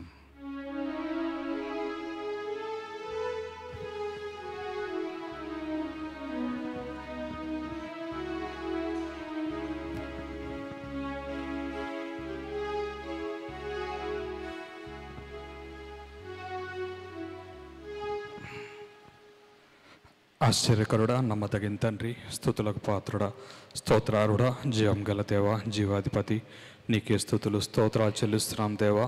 ఇంకొక రోజు దేవా ఇలా విజ్ఞాపన కూడికలో కూడి దేవా నీ వాక్యం ధ్యానించి నీకు దేవా నీకు ఆత్మతో సత్యంతో విజ్ఞాపన చేయడానికి నువ్వు ఇచ్చిన గొప్ప తరుణాన్ని బట్టి దేవా నీకే స్తుతులు స్తోత్రాలు చెల్లిస్తున్నాం దేవా. ఈరోజు మీరు మాతో మాట్లాడిన ప్రతి మాటను బట్టి దేవా నీకే స్తుతులు స్తోత్రాలు చెల్లిస్తున్నాం దేవా. నువ్వు మా కోసం ఒక శ్రేష్టమైన బలిగా అర్పించబడిన రీతిని బట్టి దేవా నీకే స్తుతులు స్తోత్రాలు చెల్లిస్తున్నాం దేవా. మాలో ఏ యోగ్యత లేదు, ఏ మంచితనం లేదు దేవా. కేవలం నీ కృప చేతే దేవా మమ్మల్ని మీరు రక్షించుకున్న విధానాన్ని బట్టి దేవా నీకు వందనాలు. ఎన్నోసార్లు దేవా మా ప్రవర్తన ద్వారా నిన్ను ఆయాసపరిచినప్పటికీ దేవా నీ కృప మా పట్ల పొడిగిస్తూ దేవా దినదినం దేవా నీ చేతులు మా వైపు చాపి దేవా పిలుస్తున్న నీ ప్రేమను బట్టి దేవా నీకు వందనాలు. మా కోసం ఆ కలవరి సిలువలో దేవా నువ్వు చేసిన యాగాన్ని బట్టి దేవా నీకు వందనాలు దేవా. మా పాపాల నిమిత్తం దేవా నువ్వు మా కోసం కాచిన ప్రతి రక్త బిందువును బట్టి దేవా నీకే స్తుతులు స్తోత్రాలు చెల్లిస్తున్నాం గొప్ప దేవా. బలులు అర్పించడం కంటే దేవా నీ మాట వినడం శ్రేష్టం అన్నావు దేవా. నీ వాక్యం దేవా నీ వాక్యానుసారంగా జీవిస్తూ దేవా నీ ఆజ్ఞలు గైకొని వారిగా మేము ఉండటానికి సాయం చేయండి దేవా. దినం నీ పరిశుద్ధ ఆత్మశక్తితో మమ్మల్ని నింపి దేవా నీ వాక్యానుసారంగా మేము జీవించడానికి సాయం చేయండి గొప్ప దేవా. నీకు వందనాలు దేవా. నువ్వు మా కోసం చేసిన యాగానికి దేవా ఏమి ఇచ్చినా నీ రుణం తీర్చుకోలేము దేవా. నీకు ఇష్టలుగా జీవించడం దేవా, నీ ఆజ్ఞానుసారంగా మేము జీవించడం తప్ప దేవా నీకు ఏం చేయలేము దేవా. గొప్ప దేవా, కృపలో మమ్మల్ని జ్ఞాపకం చేసుకోండి దేవా. నిత్యం తండ్రి కుడిపార్శ్వం అందు కూర్చుని దేవా మా కోసం దేవ విజ్ఞాపన చేస్తున్న దేవా నీకు వందనాలు. నీ ప్రేమను బట్టి దేవా, నీ కృపను బట్టి దేవా, నీ వాత్సల్యతను బట్టి దేవా నీకు వందనాలు. గొప్ప దేవా, కృపలో మమ్మల్ని జ్ఞాపకం చేసుకోండి దేవా. నీ స్వారూప్యంలోకి మేము మార్చబట్టడానికి సాయం చేయండి దేవా. దినదినం దేవా ఆధ్యాత్మికంగా మమ్మల్ని ఎదిగింప చేయండి దేవా. విశ్వాసంలో దేవా కుడికి కానీ ఎడమ కానీ మేము తొట్టిల్లిపోకుండా దేవా స్థిరంగా నీలో కొనసాగటానికి సాయం చేయండి దేవా. నీకు వందనాలు. దీనికి మా సొంత శక్తి సరిపోదు దేవా. మమ్మల్ని మీరు జ్ఞాపకం చేసుకోండి దేవా. నీలో మేము స్థిరంగా కొనసాగటానికి సాయం చేయండి దేవా. నీకే స్తుతులు స్తోత్రాలు చెల్లిస్తున్నాం దేవా. నువ్వు మాతో మాట్లాడిన ప్రతి మాటను బట్టి వందనాలు దేవా. నీ వాక్యాన్ని మా హృదయలో ఉంచుకొని దేవ వాక్యానుసారంగా మేము జీవించడానికి సాయం చేయండి దేవా. నీకు వందనాలు.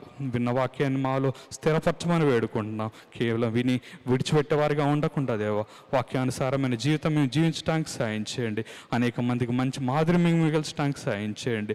కృపలో మీరు జ్ఞాపకం చేసుకోండి దేవా. నీకే స్తుతులు స్తోత్రాలు చెల్లిస్తున్నాం దేవా. రేపటి పునరుత్థాన దినం గురించి ప్రార్థన చేస్తున్నాం దేవా. జ్ఞాపకం చేసుకోండి దేవా. రేపు జరగాల్సిన ప్రతి కూడిక దేవా నీ నామాన్ని మహిమకరంగా జరిగించండి దేవా. నీకు వందనాలు. ఫస్ట్ సర్వీస్ను ప్రత్యేకంగా మీరు జ్ఞాపకం చేసుకోండి దేవా. నీకు వందనాలు. నీ ఏర్పాట్లు ఉన్న ప్రతి ఒక్క బిడ్డను దేవా మీరు నడిపించండి దేవా. చుట్టుపక్కల ప్రాంతాల్లో ఉన్న అనేక మంది అన్యుల్ని ప్రాముఖ్యంగా మీరు జ్ఞాపకం చేసుకోండి దేవా. మీరు వారిని దేవ మందిరానికి మీరు నడిపించండి దేవ. ప్రతి ఒక్కరు దేవా నీకు వందనాలు దేవా. మొదటి ప్రార్థన నుంచి ప్రతి ఒక్కరు దేవా మందిరానికి రావడానికి సాయం చేయండి దేవా. వాతావరణాన్ని కూడా నీ స్వాధీనంలో ఉంచుకోండి దేవా. నీకు వందనాలు దేవా. సేవకుల్ని దీన్ని ప్రత్యేకంగా దేవా మీరు అభిషేకించి మీరు వాడుకోండి దేవా. పాటలు పాడేవారు కానీ దేవా నేను స్తుతించేవారు కానీ మీరు జ్ఞాపకం చేసుకోండి. ఆత్మతో సత్యంతో దేవా నిన్ను మేము స్తుతించేవారుగా ఉండటానికి సాయం చేయండి. మనుషులు కనబడే రీతిని కాకుండా కేవలం నిన్ను మయంపరచడానికి మేము పాటలు పాడటానికి సాయం చేయండి దేవా. కృపలో మమ్మల్ని జ్ఞాపకం చేసుకోండి దేవా. ఆరాధనలో కూడా మీరు తోడుండండి దేవా. ఆత్మతో సత్యంతో దేవా నిన్ను ఆరాధించడం మాకు నేర్పించండి దేవా. నీకు వందనాలు. నీవు నా మహిమకరంగా మేము ఆరాధన చేయడానికి సాయం చేయండి దేవా. నీకు వందనాలు. బల్లారాధనలో కూడా మీరు మాకు తోడు ఉండండి దేవా. మమ్మల్ని మేము పరీక్షించుకొని బలలో పాల్పంపులు పొందడానికి సాయం చేయండి దేవా. నువ్వు ఇచ్చిన రక్షణ మేము స్థిరంగా కొనసాగించడానికి సాయం చేయండి దేవా. నీకే స్తుతులు స్తోత్రాలు చెల్లిస్తున్నాం దేవా. హెచ్చరిక వాక్యంలో కూడా దేవా మాకు తోడు ఉండండి దేవా. సేవకులు మీరు అభిషేకించి దేవా వాడుకోండి దేవా. మీరు ఒక బోరగా చేసి వారిని వాడుకోండి దేవా. నీకు వందనాలు. మాతో దేవా రేపు ఏ మాటలైతే మాట్లాడిన ఉద్దేశించావో దేవా నీ మాటలు గ్రహించగలిగే మనసు మాకు దయచేయండి దేవా. నీ వాక్యం ద్వారా దేవా నీకు ఆస్కారం మాలో ఏమన్నావని పరీక్షించుకొని మేము తీసివేసుకోవడానికి సాయం చేయండి. మమ్మల్ని మేము సరి చేసుకోవడానికి సాయం చేయండి దేవా. నీ స్వారూప్యంలోకి మేము మార్చిపోవటానికి సాయం చేయండి దేవా. నీకు వందనాలు దేవ. రేపు ప్రతి ఒక్కరితో ప్రత్యేకంగా మీరు మాట్లాడండి దేవా. రక్షణ లేని వారు రక్షణ పొందు రీతిగా మీరు మాట్లాడమని వేడుకుంటున్నాం దేవా. పడిపోయిన వారు లేవనెత్తబడే రీతిగా దేవా మీరు ప్రతి ఒక్కరితో మీరు మాట్లాడమని వేడుకుంటున్నాం. సాయం చేయండి. ఎవరికి ఎలాంటి వాక్యం అవసరమైందో దేవా అట్టి మాటలు దేవా ప్రతి ఒక్కరిని మీరు సంధించమని వేడుకుంటున్నాం. సాయం చేయండి. నీ మహిమ కార్యాన్ని మేము చూడగలటకు సాయం చేయండి దేవా. నీకు వందనాలు దేవ. కానుకల సమర్పణలో కూడా మీరు తోడుండండి దేవా. మాకున్న వాటిలో శ్రేష్టమైన భాగాన్ని నీకు అర్పించడానికి సాయం చేయండి దేవా. కృపలో మీరు జ్ఞాపకం చేసుకోండి దేవా. అలాగే సెకండ్ సర్వీస్లో కూడా మీరు తోడుండండి దేవాని నా మహిమకరంగా దేవా సెకండ్ సర్వీస్ జరగడానికి సాయం చేయండి. సండే స్కూల్ పరిచయలో కూడా మీరు తోడుండండి దేవా. బిడ్డలు చిన్ననాటి నుంచే నీ విభక్తులు ఎదగడానికి సాయం చేయండి దేవా. సండే స్కూల్ టీచర్స్ని కూడా మీరు జ్ఞాపకం చేసుకోండి. నీ నా మహిమకరంగా వారిని వాడుకోండి. సాయం చేయండి దేవ. యవనస్తుల పరిచయలో కూడా మీరు తోడుండండి దేవ. ప్రతి ఒక్క యవనస్తుడితో ప్రత్యేకంగా మీరు మాట్లాడండి దేవ. ఈ లోక ఆశలతో వారు తిరగకుండా దేవాని మందిరంలో స్థిరపరచబట్టడానికి దేవాని వాక్యానుసారంగా జీవించడానికి సాయం చేయండి దేవా. నీ వాక్య వెలుగుల వారిని తమ నడతను శుద్ధి చేసుకోవడానికి సాయం చేయండి దేవా. నీకు వందనాలు దేవా. అలాగే ఈవినింగ్ బైలింగ్వల్ సర్వీస్లో కూడా మీరు తోడుండండి దేవాన్ని మహిమకరంగా జరిగించండి దేవా. నీకు వందనాలు. అనేక మంది కొత్త వారు వస్తున్నారు దేవా. నీ మందిరంలో స్థిరపరచండి. నీ మహిమ కార్యం మీరు జరిగించమని వేడుకుంటున్నాం దేవా. నీకు వందనాలు. అలాగే బ్రాంచ్ సర్వీసుల్లో కూడా జరుగుతున్న ప్రతి కూడిక దేవా రేపు నీ మహిమకరంగా జరిగించండి. సేవకులను అభిషేకించి మీరు వాడుకోండి దేవా. నీకు వందనాలు. ఆయా ప్రాంతాల్లో దేవా రక్షణ లేని వారు రక్షణ పొందటానికి సాయం చేయండి. నీ మహిమ కార్యాలు మీరు జరిగించమని వేడుకుంటున్నాం దేవా. నీకు వందనాలు. నీ కార్యం జరిగించండి దేవా. తీసుకొచ్చిన ప్రతి బిడ్డను బట్టి దేవా నీకే స్తుతులు స్తోత్రాలు చెల్లిస్తున్నాం దేవా. ఎవరికి ఎలాంటి అవసరం లేదు దేవా. ప్రతి అవసరత దేవా నీ నామపేట తీర్చమని వేడుకుంటున్నాం. కృపలో మీరు జ్ఞాపకం చేసుకోండి దేవా నీకు వందనాలు. దేవా రానున్న దినాల్లో దేవా జరగబోయే విశ్వాసుల కూడికని ప్రత్యేకంగా మీరు జ్ఞాపకం చేసుకోండి. దేవా సేవకుల్ని ఏర్పాట్లో ఉంచుకోండి. దేవా నీ నా మహిమకరంగా కూడికలు జరగడానికి సాయం చేయండి. దేవా మాతో మీరు ప్రత్యేకంగా మాట్లాడి దేవా ఆధ్యాత్మికంగా మేము ఉన్నతమైన స్థానాలకు వెళ్ళటానికి సాయం చేయండి. దేవా కృపలో మమ్మల్ని జ్ఞాపకం చేసుకోండి. దేవా అరేంజ్మెంట్స్ అన్నిటి విషయంలో మీరే తోడు ఉండండి. నీ బలమైన కార్యాలు మేము చూడగలటానికి సాయం చేయండి. దేవా రక్షణ లేని వారు రక్షణ పొందడానికి సాయం చేయండి. దేవా పడిపోయిన వాళ్ళు లేవనెత్త పట్టడానికి సాయం చేయండి. ప్రాముఖ్యంగా దేవాని నీ సేవ చేసేవారుగా దేవ మమ్మల్ని తీర్చిదిద్దామని వేడుకుంటున్నాం. దేవా సాయం చేయండి. దేవానికి వందనాలు. మణిపూర్ని ప్రత్యేకంగా మీరు జ్ఞాపకం చేసుకోండి. దేవాని హస్తానికి అప్పగించుకుంటున్నాం. దేవ మణిపూర్లో శాంతి సమాధానాలు దయచేయండి. దేవా ఇరు తెగల వారిని మీరు జ్ఞాపకం చేసుకోండి. ఒకరి పట్ల ఒకరు సహోదర ప్రేమ కలిగి ఉండటానికి సాయం చేయండి. దేవానికి వందనాలు. ఎవరైతే దేవా క్రైస్తవులు హింసిస్తున్న వారి మనసు మీరు మార్చండి. దేవా ఎవరైతే హింస పొందుతున్నారో దేవా వారిని ఎంత నిరీక్షణ కలిగి జీవించడానికి సాయం చేయండి. దేవా వారి ప్రతి అవసరతని నాంపేట తీర్చండి. దేవా మణిపూర్లో అధికారులు మీరు ప్రత్యేక జ్ఞాపకం చేసుకోండి. వారి బాధ్యతలు వారు సక్రమంగా నిర్వర్తించడానికి సాయం చేయండి. దేవానికి వందనాలు. కృపలో జ్ఞాపకం చేసుకోండి. దేవానికి స్తుతులు స్తోత్రాలు చెల్లిస్తున్నాం. దేవా మా సేవకులు వారి కుటుంబాన్ని ప్రత్యేకంగా పేరు పేరున ప్రతి ఒక్కరిని మీరు జ్ఞాపకం చేసుకోండి. దేవారిని నా మహిమకరంగా మీరు వాడుకోండి. దేవారికి మంచి ఆరోగ్యం దయచేయండి. దేవ వారికి రాకపోకల వారికి తోడుండమని వేడుకుంటున్నాం. దేవా నీకే స్తుతులు స్తోత్రాలు చెల్లిస్తూ దేవ మేము ధ్యానించిన వాక్యాన్ని మా హృదయంలో ఉంచుకొని దేవ వాక్యానుసారంగా మేము జీవించడానికి సాయం చేయమని దేవ మమ్మల్ని మా సంఘాన్ని నీ హస్తానికి అప్పగించుకుంటూ దేవా నీ రాకడ వచ్చేంత వరకు దేవా నువ్వు ఇచ్చిన రక్షణ మేము స్థిరంగా కొనసాగించడానికి సాయం చేయమని మా ప్రభువు మా రక్షకుడైన యేసు పరిశుద్ధ నామములో ప్రార్థించి వేడుకుంటున్నాం పరమ తండ్రి. ఆమేన్. ఆమేన్. ఆమేన్. కొద్ది నిమిషాలు మనమందరం ప్రార్థనలో ఉందాం. ఆయన సన్నిధి మన మధ్యలో ఉంది. ప్రార్థన చేస్తున్నప్పుడు మనము ఆయన సన్నిధిలోనికి ప్రవేశిస్తున్నప్పుడు తండ్రి తన కుమారుడు చేసిన యాగాన్ని జ్ఞాపకం చేసుకుంటాడు. మనము ఆయన నామములో చేసే ప్రతి ప్రార్థన ఆలకిస్తాడని విశ్వాసంతో ఆయన సన్నిధిలో అడుగుదాం. రేపటి ఆరాధన కొరకు ప్రార్థన చేద్దాం. వాతావరణం కొరకు ప్రార్థన చేద్దాం. వచ్చిన వారు దీవించబడటానికి, ఆదరించబడటానికి, హెచ్చరింపబడటానికి, ప్రోత్సహింపబడటానికి, బలపరచబడటానికి అడుగుదాం. ప్రభుని అడుగుదాం. నోరు తెరిచి స్తుతిద్దాం. Oh, thank you, Jesus. Thank you, Father. Oh, Lord, we come to your mighty, awesome presence. Father, we come to your mighty, awesome presence. We thank you for the sacrifice. We thank you for your willful sacrifice, Lord. We thank you for the precious blood that was shed on the cross. We thank you for the love that you have manifested. We thank you, Lord. We didn't do anything. You finished everything, Lord. ఆ సిలువలో సంపూర్తి చేసిన కార్యాన్ని బట్టి వందనాలు చెల్లిస్తున్నాం. మా అప్పు మేము తీర్చుకోలేం. మా పాపం యొక్క రుణము అట్లా ఉండవలసిందే. అయితే మా రుణమును తీర్చావయ్యా. నీకు వందనాలు, నీకు వందనాలు, నీకు వందనాలు, నీకు వందనాలు. Thank you Jesus. Thank you Jesus.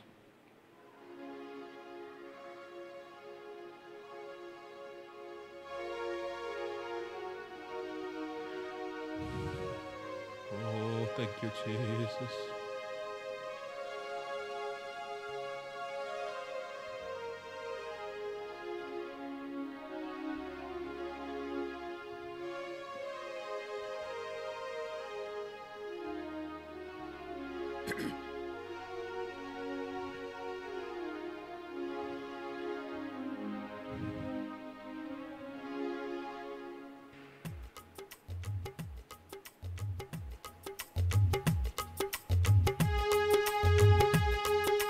విశ్వ పాపమంతా మోసే యాగ పశువీదే, యాగ పశువీదే, యాగ పశువీదే.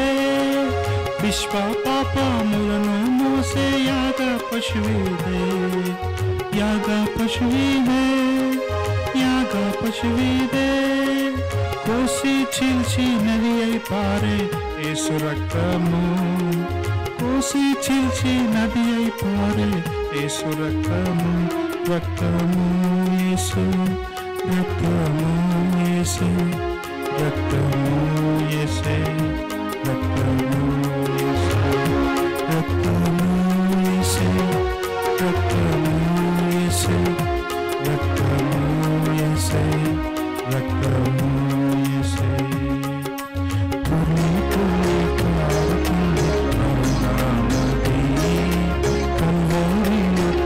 యేసు స్వామి రుధిరమది పొర్లి పొర్లి పారుతుంది అరుణానది కల్వారిలో యేసు స్వామి రుధిరమది రుధిరమది రుధిరమది రుధిరమది రుధిరమది రుధిరమది రుధిరమది రుధిరమది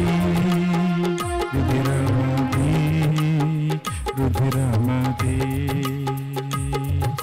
పొర్లి పొర్లి పారుతుంది అరుణానది కల్వారిలో యేసు స్వామి రక్తము చిందింపకుండా పాపము పోదు పాపము పోదు పాపము పోదు రక్తము చిందింపకుండా పాపము పోదు పాపము పోదు పాపము పోదు ఆ ముక్తిదాత రక్తమందే జీవము కలదు ఆ ముక్తిదాత రక్తమందే జీవము కలదు కలదు జీవం కలదు జీవం కలదు జీవం కలదు జీవం కలదు జీవం కలదు జీవం కలదు జీవం కలదు జీవం పొర్లి పొర్లి పారుతుంది అరుణానది కల్వారిలో యేసు స్వామి రుధిరమది పొర్లి పొర్లి పారుతుంది అరుణానది కల్వారిలో యేసు స్వామి రుధిరమది రుధిరమది రుధిరమది రుధిరమది రుధిరమది రుధిరమది రుధిరమది రుధిరమది రుధిరమది. ప్రార్థన చేసుకుందాం. ప్రేమ నమ్మకం కలిగిన తండ్రి, గొప్ప దేవ, మీకు వందనాలు. ఈ సాయంత్రకాలము మీరు మాతో మాట్లాడిన ప్రతి మాటకే వందనాలు. శ్రేష్టమైన నిబంధన గురించి, శ్రేష్టమైన గుడారం గురించి, శ్రేష్టమైన యాగము గురించి ఈరోజు మీరు మాతో మాట్లాడినందుకు వందనాలు చెల్లిస్తున్నాం. మేకల యొక్కయు కోడల యొక్క రక్తము పాపములు ఎన్నడూ తీసివేయలేవు, వాటికి ఆ శక్తి లేదని, అయ్యా మా కొరకు నీవు ఈ లోకానికి వచ్చి నీవు చిందించిన ఒక్కసారి అర్పించబడటం ద్వారా, ఒక బలిగా అర్పించడం ద్వారా మాకిచ్చిన పరిశుద్ధతను బట్టి వందనాలు చెల్లిస్తున్నాం. తండ్రి, నీకు వందనాలు స్తుతులు చెల్లిస్తున్నాం. మా కొరకు నీవు యాగమయ్యావు. మేము చేతులతో చేసిన పాపములను బట్టి, తలలో ఆలోచించిన చెడు ఆలోచనలను బట్టి, నడిచిన చెడు మార్గాలను బట్టి తండ్రి మా కొరకు నువ్వు అవమానపరచబడ్డావు, దూషించబడ్డావు. తండ్రి, శాపాన్ని భరించావు. మాకు రావాల్సిన శిక్ష యావత్తును సిలువలో నువ్వు భరించావు. మాకు ఇచ్చిన స్వాతంత్రాన్ని బట్టి వందనాలు. ధర్మశాస్త్రము ద్వారా అది ఛాయారూపకంగా ఉన్నాయని, ఆ బలులు, నైవేద్యాలు, అర్పణలు అవన్నీ ఛాయారూపకంగా ఉన్నాయని, అసలు వ్యక్తివైన నీవు ఈ లోకానికి వచ్చినప్పుడు ఆ సంపూర్తి చేశావు. ధర్మశాస్త్రం ఏదైతే చేయజాలకపోయినో దాన్ని నీవు సంపూర్తి చేశావు. నాయన నీకు వందనాలు. బలులు, అర్పణలు నీవు కోరువాడవు కాదు అని మీరు మాట్లాడారు నాయన. దావీదు కూడా బలులు, అర్పణలు కోరేవాడవు కాదు అనే విషయాన్ని జ్ఞాపకం చేశాడు తండ్రి. మరి సమూయేలు కూడా సౌలుతో మాట్లాడుతూ బలులు అర్పించట కంటే మాట వినటం శ్రేష్టము అన్నాం. అయ్యా, ఈరోజునైనా తండ్రి నీవు ఈ లోకానికి శరీరధారిగా లోకానికి వచ్చావు. ఏ విధంగా నీవు శరీరాన్ని ధరించుకొని లోకానికి వచ్చి మా కొరకు ఏ విధంగా యాగమయ్యావో, కోడల రక్తము, మేకల రక్తము చేయని కార్యాన్ని ఒక్కసారి అర్పించబడుట చేత సదాకాలము సంపూర్ణులుగా చేసినందుకు వందనాలు. నిత్యమైన రక్షణను మీరు మాకు ఇచ్చినందుకు వందనాలు. నిత్యమైన రక్షణను ఇచ్చినందుకు వందనాలు. శ్రేష్టమైన రక్తాన్ని మా కొరకు చిందించావు. మమ్మల్ని సంపూర్ణులుగా చేయటానికి నీవు చేసిన యాగమంతటిని బట్టి వందనాలు తండ్రి. మాటి మాటికి అర్పించే అర్పణలు వాటిని మనుషుల యొక్క పాపాలని గుర్తు చేస్తున్నాయన్న విషయాన్ని జ్ఞాపకం చేశావు. ఈరోజు నువ్వు చేసిన యాగమంతటిని బట్టి కృతజ్ఞతాస్తుతులు చెల్లిస్తున్నాం. విన్న వాక్యము మా అందరూ హృదయాలు నీరు కట్టి ఫలింపచేయండి తండ్రి. ఈ దినం నీ సన్నిధికి తీసుకొచ్చిన ప్రతి బిడ్డను జ్ఞాపకం చేసుకోండి, పేరు పేరును జ్ఞాపకం చేసుకోండి తండ్రి. ఒక్కొక్కరిని వారి హృదయంలో ఉన్న బాధను, వారి హృదయంలో ఉన్న సమస్యను తొలగించండి. కుటుంబములో శరీరంలో ఉన్న అనారోగ్యము కానీ, కుటుంబంలో ఉన్న సమస్యలు కానీ తండ్రి, ఆఫీస్లో ఎలాంటి ఇబ్బందులు ఉన్నా ప్రభా నీ బిడ్డలను మీరు బలపరచండి, నీ బిడ్డలను మీరు భద్రపరచండి. సత్యమందు మేమందరము ప్రతిష్ఠించబడినట్లు సహాయించండి. నీ వాక్యమే సత్యం, నీ సత్యమందు మమ్మల్ని ప్రతిష్ఠ చేయండి నాయన. అయ్యా మేము కుడికి కానీ ఎడమకు కానీ తొలగిపోకుండా విశ్వాసమందు స్థిరులుగా కదలని వారిగా ఉండినట్లు సహాయం చేయండి తండ్రి. మా విశ్వాసము వృద్ధి చేయండి తండ్రి. మా క్రియలపైన ఆధారపడకుండా ప్రభు, మా భక్తిపైన ఆధారపడకుండా నీవు సంపూర్తి చేసిన కార్యముపైనే ఆధారపడినట్లు సహాయం చేయండి అయ్యా. మీరు మాకు ఇచ్చిన గొప్ప కృపను బట్టి వందనాలు. రేపటి ఆరాధన తండ్రి నీకు ఆమోదయోగ్యంగా ఉండినట్లు సహాయం చేయండి. మా పాటలు, మా ధ్యానాలు, మా మాటలు, మా ప్రతి కార్యక్రమము నీకు ఆమోదయోగ్యంగా ఉండినట్లు సహాయం చేయండి. అవసరమైన మాటను మీరు మాకు దయచేయండి. మా హృదయాలను మేము వాక్యం విని తృప్తిపరచబడి వెళ్ళిపోవడమే కాదు, ఆ వాక్యము మాలో పని చేయాలి నాయన. ఆ వాక్యము రెండంచుల ఖడ్గముగా ఉండి మాలో ఉన్న బలహీనతలను, మాలో ఉన్న పనికిరాని తీగలను కత్తిరించాలయ్యా. అయ్యా సహాయం చేయండి. మేము ఇంకా పరిపూర్ణతలోనికి, సంపూర్ణతలోనికి మేము ఎదుగునట్లు సహాయం చేయండి. నిర్జీవ క్రియలను విడిచిపెట్టి జీవము గల దేవుని సేవించుటకు మీ మనస్సాక్షిని ఎంతో ఎక్కువగా శుద్ధి చేయను అన్నాం. నిర్మలమైన మనస్సాక్షి గల వారిగా ఉండునట్లు, నిర్మలమైన వాక్యమును పాలన అపేక్షించినట్లు సహాయం చేయండి, బలపరచండి. నీ సంఘములో తండ్రి, నీ సంఘము పరిశుద్ధంగా, నిర్దోషంగా, నిష్కలంకంగా, మహిమగల సంఘముగా నీ ఎదుట నిలబడినట్లు సిద్ధపరచండి. వాక్యమును ఉదక స్నానాన్ని బట్టి వందనాలు. ప్రతి మచ్చను తొలగించండి, ప్రతి డాగును తొలగించండి అయ్యా. సంపూర్ణతలోనికి మమ్మల్ని నడిపించండి నాయన. నీకు వందనాలు. ఈ లోకంలో ఎట్లా మెసులుకోవాలో మాకు నేర్పించండి. దినములు చెడ్డవి అన్నాం.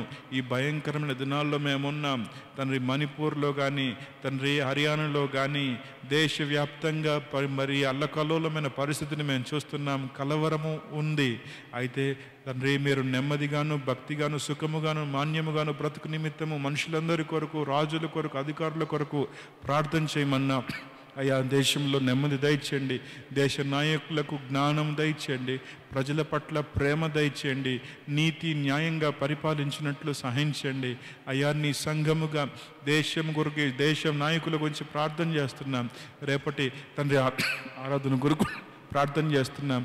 ప్రతిదీ మీరు స్వాధీనంలో ఉంచుకోండి, వాతావరణాన్ని స్వాధీనంలో ఉంచుకోండి. ప్రతి ఒక్కరిని బలపరచండి. విన్న వాక్యం మా అందరూ హృదయాలు నీరుకట్టి ఫలింపచేయండి.